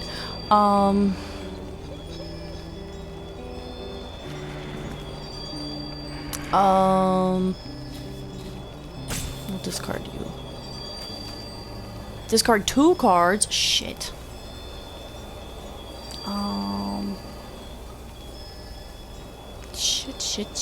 Shit. We'll do Harvester of Misery. Okay. This is rough. Okay. 1, 2, 3, 4. I don't have enough to cast you again. Shit. Discard a card or pay 3 life.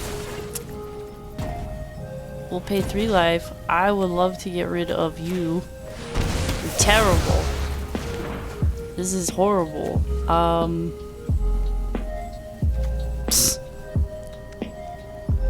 Turn to his owner's hand. I think we might be at that point. We might have to do that to save our life. No, I don't want to do it. We're okay. Don't panic. Don't panic. We're gonna do Formidable Speaker. Oh my god, I have to discard a card.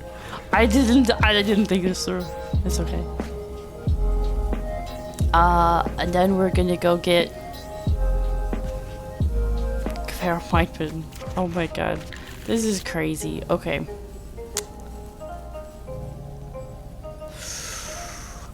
No attacks. We're gonna hold back. So we have to have defense if they try to hit us. This is crazy. This is crazy. Let's see what they're doing. Bake into a Hive. Store target creature. Fuck, they blocked my flyer. And they gained 3 life. Oh my gosh. Okay. Shit. There's death right there. They're gonna hit me for 7 with no blocks. Oh no. It's over, friends. It's over.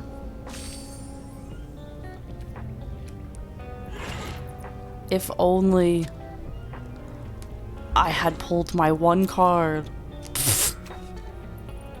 Oh my gosh, this is hell.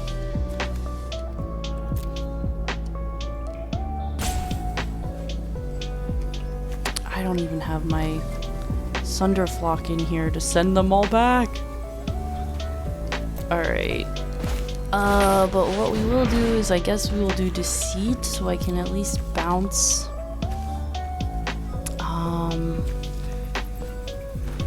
Yeah, I can return one of them to their hand. No! What happened? What happened? It didn't let me do it. Oh my god. Okay, I'm shook. This is over. This is over. Oh. They've got that flyer. This is over. Alright. Alright. Alright. We're giving in. I know it's over. Ah, good game. Good game. This is. Ooh. Oh my gosh. Wow, they are kicking my ass. They are kicking my ass today. Alright. So checking out our progress here. 14 out of 20, 16 out of 30, 9 out of 20. We are just gonna keep on buzzing. I think this is match number 4. Today is not my day. Some days it's 13 win streaks and I don't lose a single game. Other days it's this. You never know what the day will bring. Yatta, let's roll. We just keep on buzzing. Alright. Let's see what we got here. Gonna keep again and let's roll.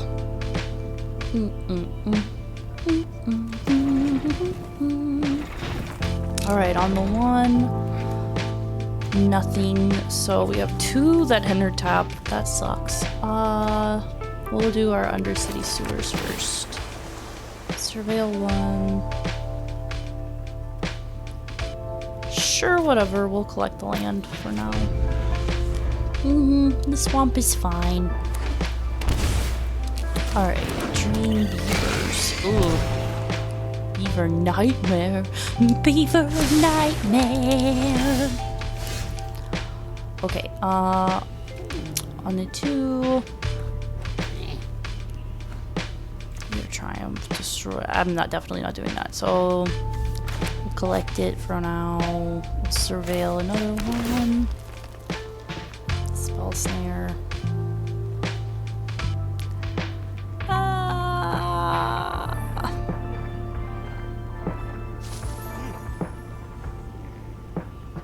I don't really want it. Just put it in the graveyard. It's fine. I don't know what I do want though. Maybe I needed that today. Oh, it is a-okay. Oh, I love him. He's so cute. He's got a little magnifying glass. Okay, that's adorable. Focus, focus, Beaver, focus. Curious farm animals. City pigeon. Alright.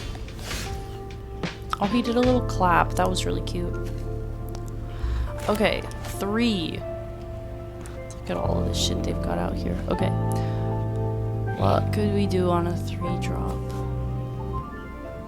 This creature create a food token. The rest creature dies, you gain 3 life. When this creature enters, each opponent loses 1 life, you gain 1 life. Okay.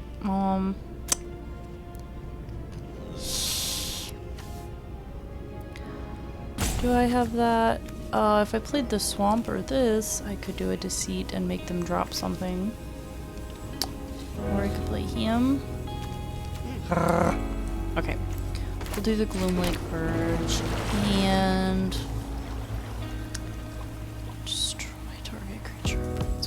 We'll do deceit and we'll hook it. And we'll pay the double black. Alright.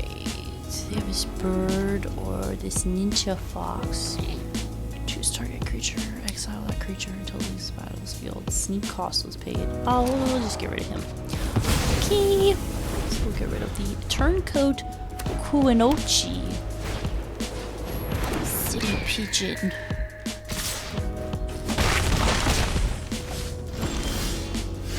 Alright, alright. So we've got 4.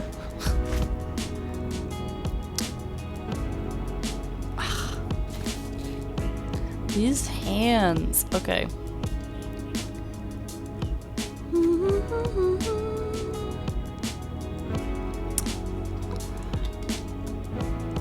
I suppose we're gonna deceit. Alright. I guess. Okay, swamp. And we will use deceit. And we will evoke it. I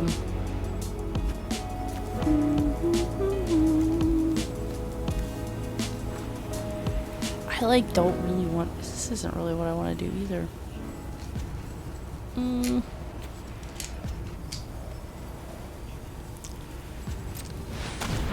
Can I get rid of that? Yeah. Well, I'll just see what's. I'll see what they drew. I want to know, can I get rid of it? No, they have 2 lands. Alright, so that sucks, but that's okay. Sometimes, that's just the way. I don't really want to kill.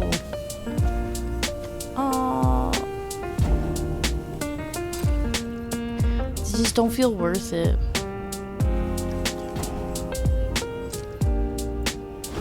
Alright. Their turn. Man. Flying and lifelink.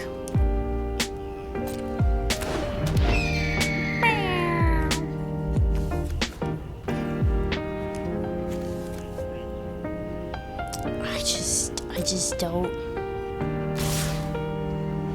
Go on. Hit me with all your little ones. It's more hits than I'm getting in today. My goodness. Watery grave. Okay. Here we go. Finally playing something. Overlord of the Baelmerk. With your planes there.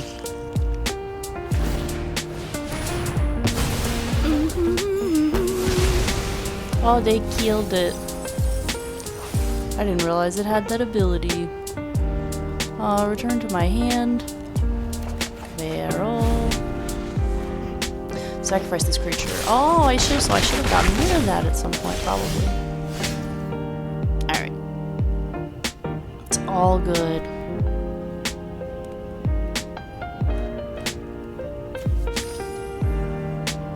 Oh, because we can finally do my good play. Alright. So who do we care least about coming back? When this creature enters, you gain a life. Create a food token. Maybe the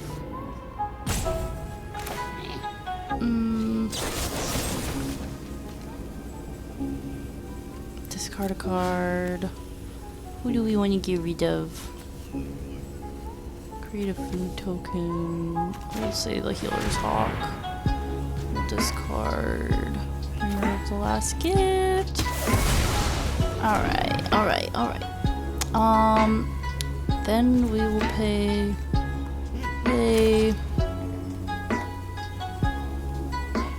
he's our human hero. Like Vero, our graveyard. Give me Bringer of the Last Gift, please. Yes. Yes. Alright, exile a creature until it leaves the battlefield. Now we getting interesting.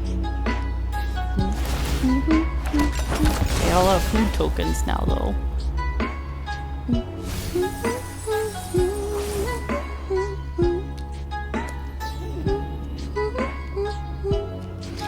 So I didn't have anything I could put in my hand? Yeah. So they killing some stuff. Nice, they getting some life.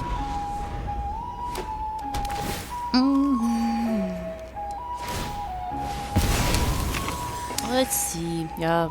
We'll see what happens.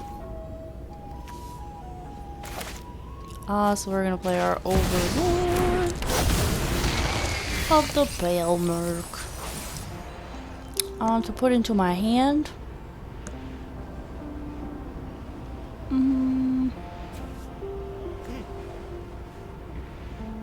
Sure.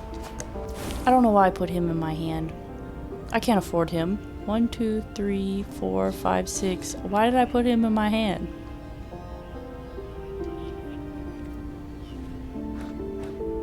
Well, that was stupid of me. Okay, anyways.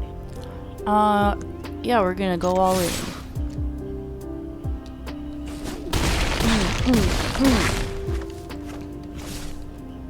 And then we will do this watery grave, let it enter tapped. Alright, let's see what happens. Haha! Our first win! They knew it was coming. Yatta! Yatta! Finally! Good game. Alright. We finally got this reward. Hell yeah. Alright, first win of the day. Yatta! Alright, so we're still working on our goals. Cast 20 creatures, 19 to 20, 22 of 30 black or green spells, and 15 of 20 black or white. Alright, what do we have in the mastery rewards? Let's see. Oh, we got the orb, that's what. They gave us the little Ninja Turtle orb. Oh god. These are scary. I don't want these. Oh, I like Casey's though. That's fun. Okay. We don't need to spend this right now though. I like to spend mine after they yell at me when the new set comes out and they're like, you have to spend your old orbs. That's what I like. Okay. I need a sip of some water.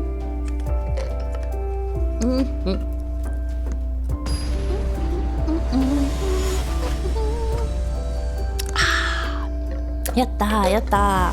Hydrate, chat. Stay hydrated. Okay.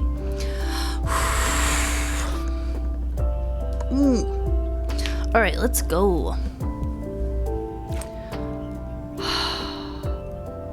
I don't love this hand. 2 Bringer of the Last Gifts in my hand makes me really anxious.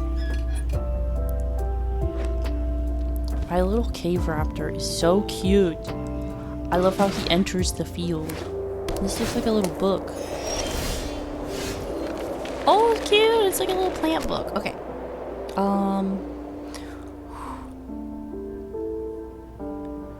We will... They might be able to cast something, so maybe we could kill something really quick. So we'll go ahead and throw out our watery grave. We'll try paying the 2 life this time.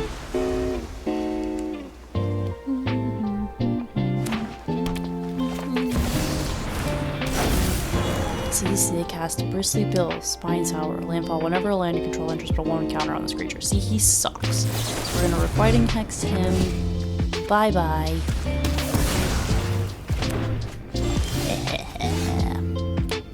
Okay, it's my turn. Anything to play on the 2? Let's pay the 2 life and yeah, have them reveal something from their hand. our Deceit. We'll evoke that. And then get rid of something from their hand. Elfron Giant. Oh, I hate the Hydra. We have to get rid of the Hydra immediately. Whenever landfall, you control interest, put a charge counter, add 1 mana. Oh my god, this thing sucks too. Whenever you gain 1 life and draw a card. These all suck. These all suck. I hate the Hydra. I hate them all. I hate them all. Oh my god, and Bringer of the Last Gift's like not gonna 5/5. I hate all of this. I hate all of this. Oh, I should have put that in there probably, but the Hydra's so scary. Fuck. Okay. This all sucks. Alright. We will do Elf. Oh my god, what do I even want?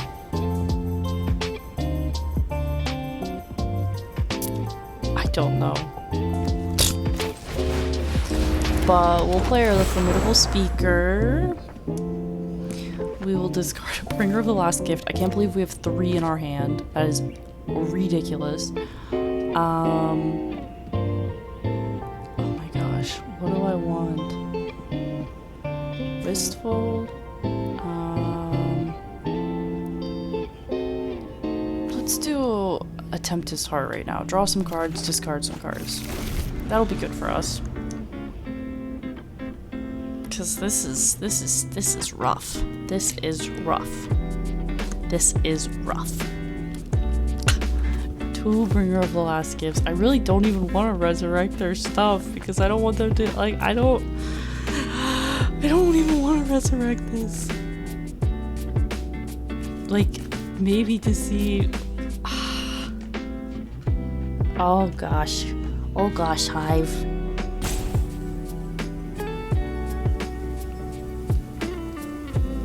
You never know what you're gonna get when you come into Magic. Today I'm getting my ass handed to an Insect Scientist. This is another landfall ability creature. Fucking hell. Whenever this creature becomes tapped, to create a token. Whenever land enters, put a counter on it. Like, this is ridiculous. Fuck. Okay. This one enters tapped. Oh my god. I don't really need you, Overlord of the Baelmer. Okay. So we're Tempest Hearting it. We draw our 2 cards, discard 2 cards. Discard 2 cards. I need the land. Do both of the Bringer of the Last Gifts. Alright. Oh, this is so scary. Okay. Next. We are not attacking him. Whoops! Wrong button. Alright. Whew. Okay, intern. Oh my god. Okay. There's nothing I can do.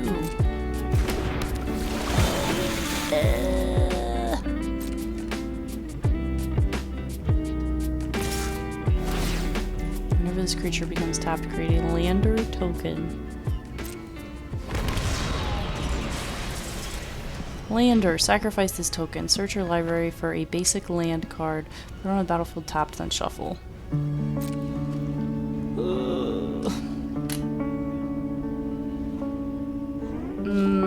No blocks. Okay. I wish I maybe hadn't put these creatures here, but that's okay. My turn. Blech. So we have 5 mana.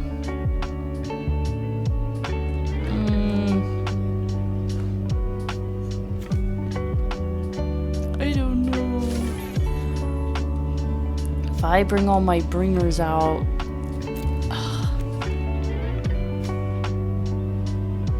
it'll get rid of these guys, but then he gets those 2 plus this. I just hate it. Yikes. Okay, I don't know what to do.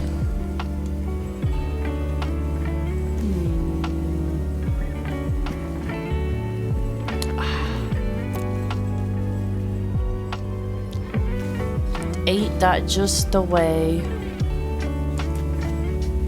Alright, we'll play Tempest card. I don't know. I think I should have resurrected. Because now I'm just gonna kill him. What was the point of this? Maybe...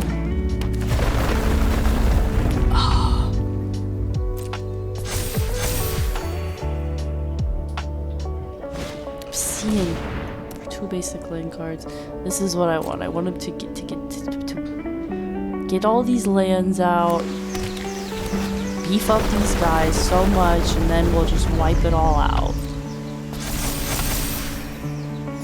Oh, it's rough. This is rough.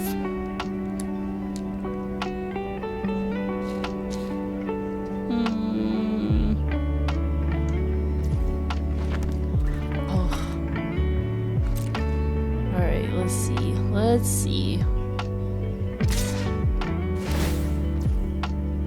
What is a lander token? Sacrifice this token. Search and put it in the battle. Tap and shuffle. Oh, I see. I see. So that sucks. So he is just like building those up. Fuck. So if I get my guys, if I kill these guys. Oh, good. He's doing it. Okay. And this gets it. It puts another counter on it, so he'll go up to 8. Ugh. Alright.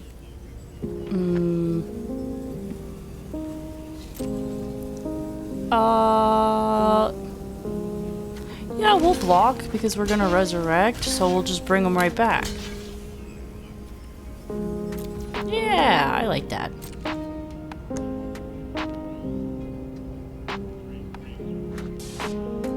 Oh wait, but then it's gonna bring him back. Unless... yeah, it's gonna bring him back. Shit, oh well. No, it's not. He still had life. Okay, that's fine. Alright, alright.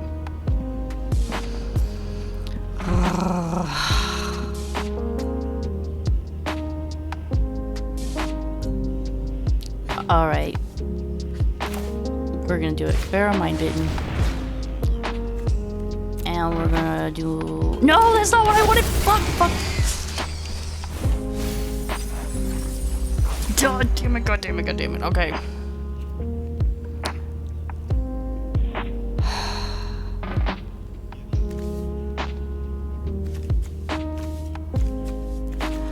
Alright. Take a deep breath.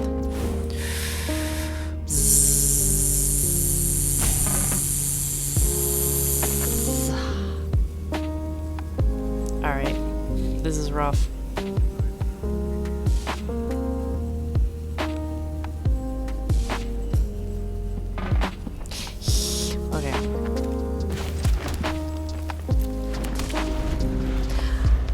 Slow down. That was so upsetting. I finally have my Bringer of the Last Gift in my graveyard and I was ready to play it, and then I hit the wrong button.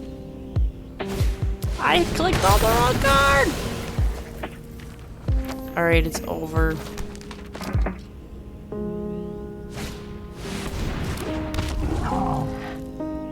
There's 12 right there. Alright. Alright. There was no need for them to be doing all that. That was rough. Yikes. Yikes. Turtle power, more like turtle sour, for real. Oh my gosh. This is not my day. We'll blame the turtles. These turtles are trash. Even though I'm not even playing with the turtles. Not my day, not my day. Alright, but we just keep on buzzing. We're gonna definitely play at least one more match. We got a Hive. Oh, how are you? You know, I'm doing pretty good. I'm getting my ass handed to me today, on Arena. But you know, things are going pretty good. The day is buzzing along, and we are enjoying this Monday. How are you? Oh, alright. Let's get it going. I just upgraded my anime to the Fate Shifter Commander deck. Ooh, that sounds so fun. Oh, are you enjoying it? Alright, gotta lock in, B-Brain.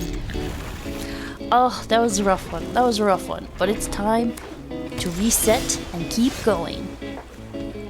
Alright, I do have Spell Snare that I can use on the one.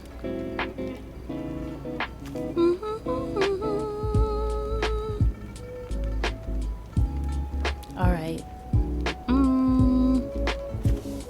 So we'll play the island then. So we have 2 Spell Snares, actually.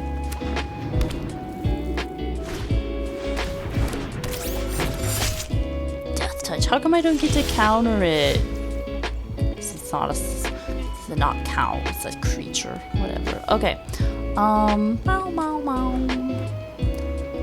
It's the only real thing we can do again is also Spell Snare. Or we could do Deceit, but not for 2 black like I want, and I don't want to return that to its hand.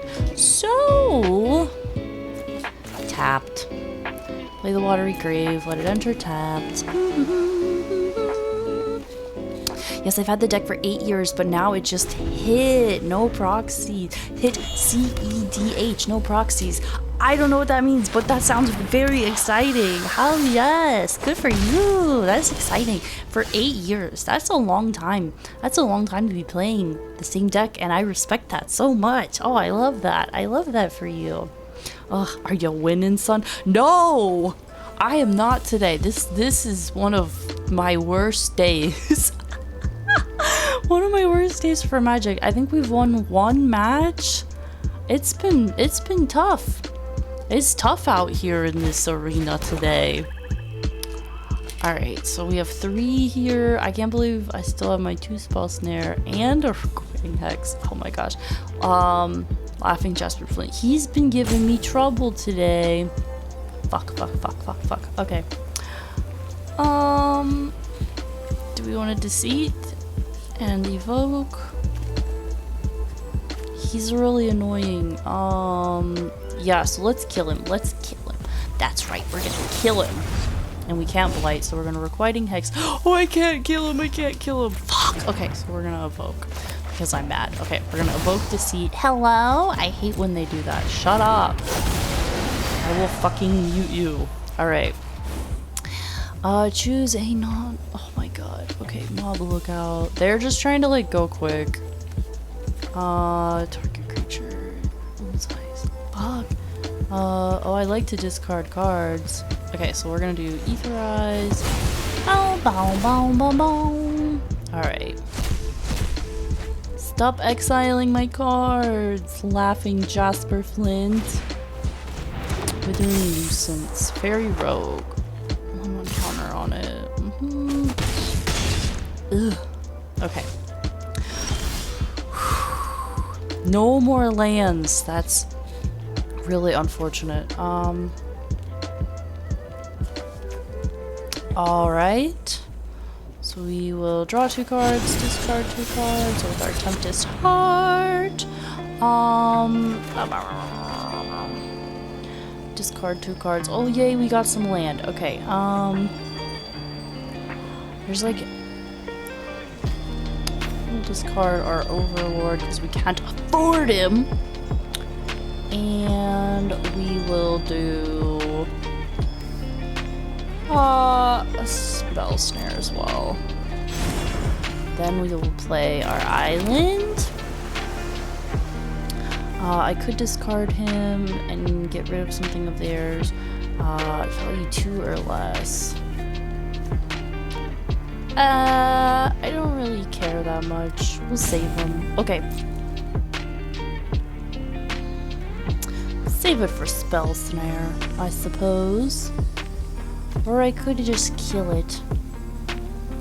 Maybe a creature... Draw a card. Oh, yeah, let's just kill it. This thing is annoying. So we use the Requiting Hex on the Flitterwing Nuisance. Move a counter from this creature. Whenever a creature you control deals combat damage to a player this turn, draw a card. I don't like that. Come on. They're like spamming your go, hello, and now they're like, it's like, now it's your turn, buddy. Oh. Competitive commander is CETH. I appreciate the translation. I'm still a pretty new Magic player, so there's definitely a lot to learn. I've only been playing for the last year or so. The deck is now worth $5,000. Wow. That's a lot. That is a lot. That's impressive. That's very impressive. I love that. That is awesome. That is really awesome. And I love that you've been able to hold on to it for so long. Did I time them out with my thoughts? They like quit? Who knows? Oh. So sorry, Bubs. It'll come around. Oh, hey, this is just, it's just one of those days. Like, not every day is a good day. Not every day is my day to win. I feel like I predicted this. I like set myself up for failure. I was like, oh, we're here doing the dailies today, and the universe is handing me just that. We're just doing the dailies. there's no ranking up today. We are not here for the win. Yeah, I feel like I lost them. I feel like their brain short-circuited. They don't want to play anymore.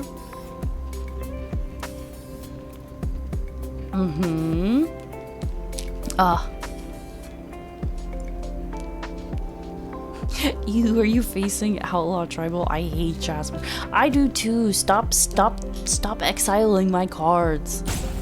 Oh my god, especially because, yeah, this guy he was very chatty when I was taking too long, and now it's like he stepped away or something. Oh.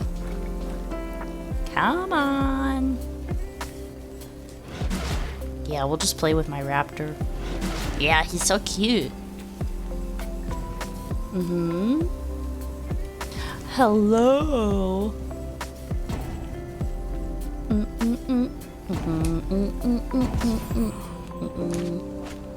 There they go. Alright, my turn. Do we even have anything? Oh, we could Overlord with our Mind Bitten. Mind Bitten. Num num. Or I'd love to discard you somehow. Except I don't have enough. I don't have anything. Fine. Alright, so we play Cavero. Mind Bitten. Num num num num num.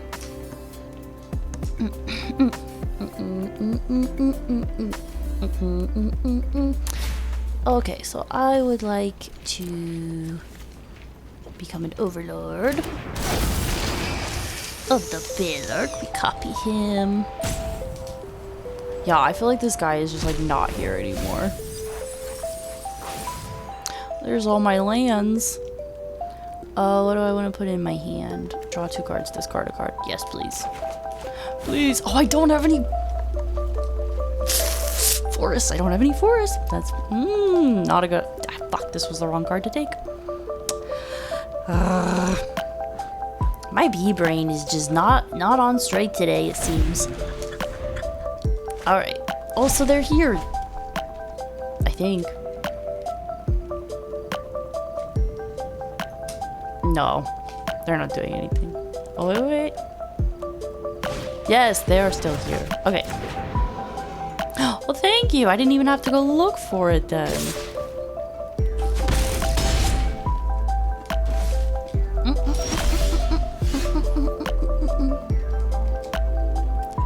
Let's see. Still no forest. And then I could do Deceit.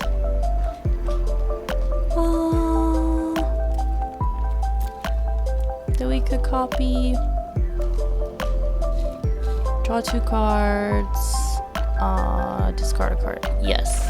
So we revealed this one. We're gonna evoke it for our blues. See, I wasn't that bee-brained. Heh.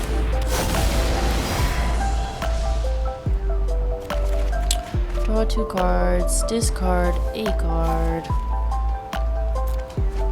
All right. Resolve. Because he was evoked. see. There's nothing I can play on the 3. But on the 2... I could draw 2 cards, discard a card. Discard 2 cards. Oh, look at all these mind biters. So we'll discard this one. And we'll discard Harvester. Alright. And then we will play enters tapped.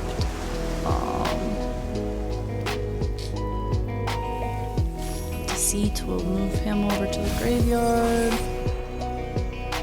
Alright, let's see.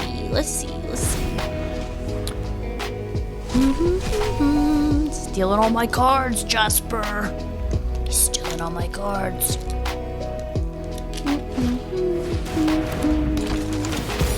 Mob lookout. Target creature controls knives. Knife. Draw a card, then discard a card. Hama the Bloodbender. Ooh. Hama enters opponent mills 3 cards. They quit. Well, that was weird. Not satisfying. Okay. Whatever. We'll take it. Yatta! And with that, we have wrapped up our dailies.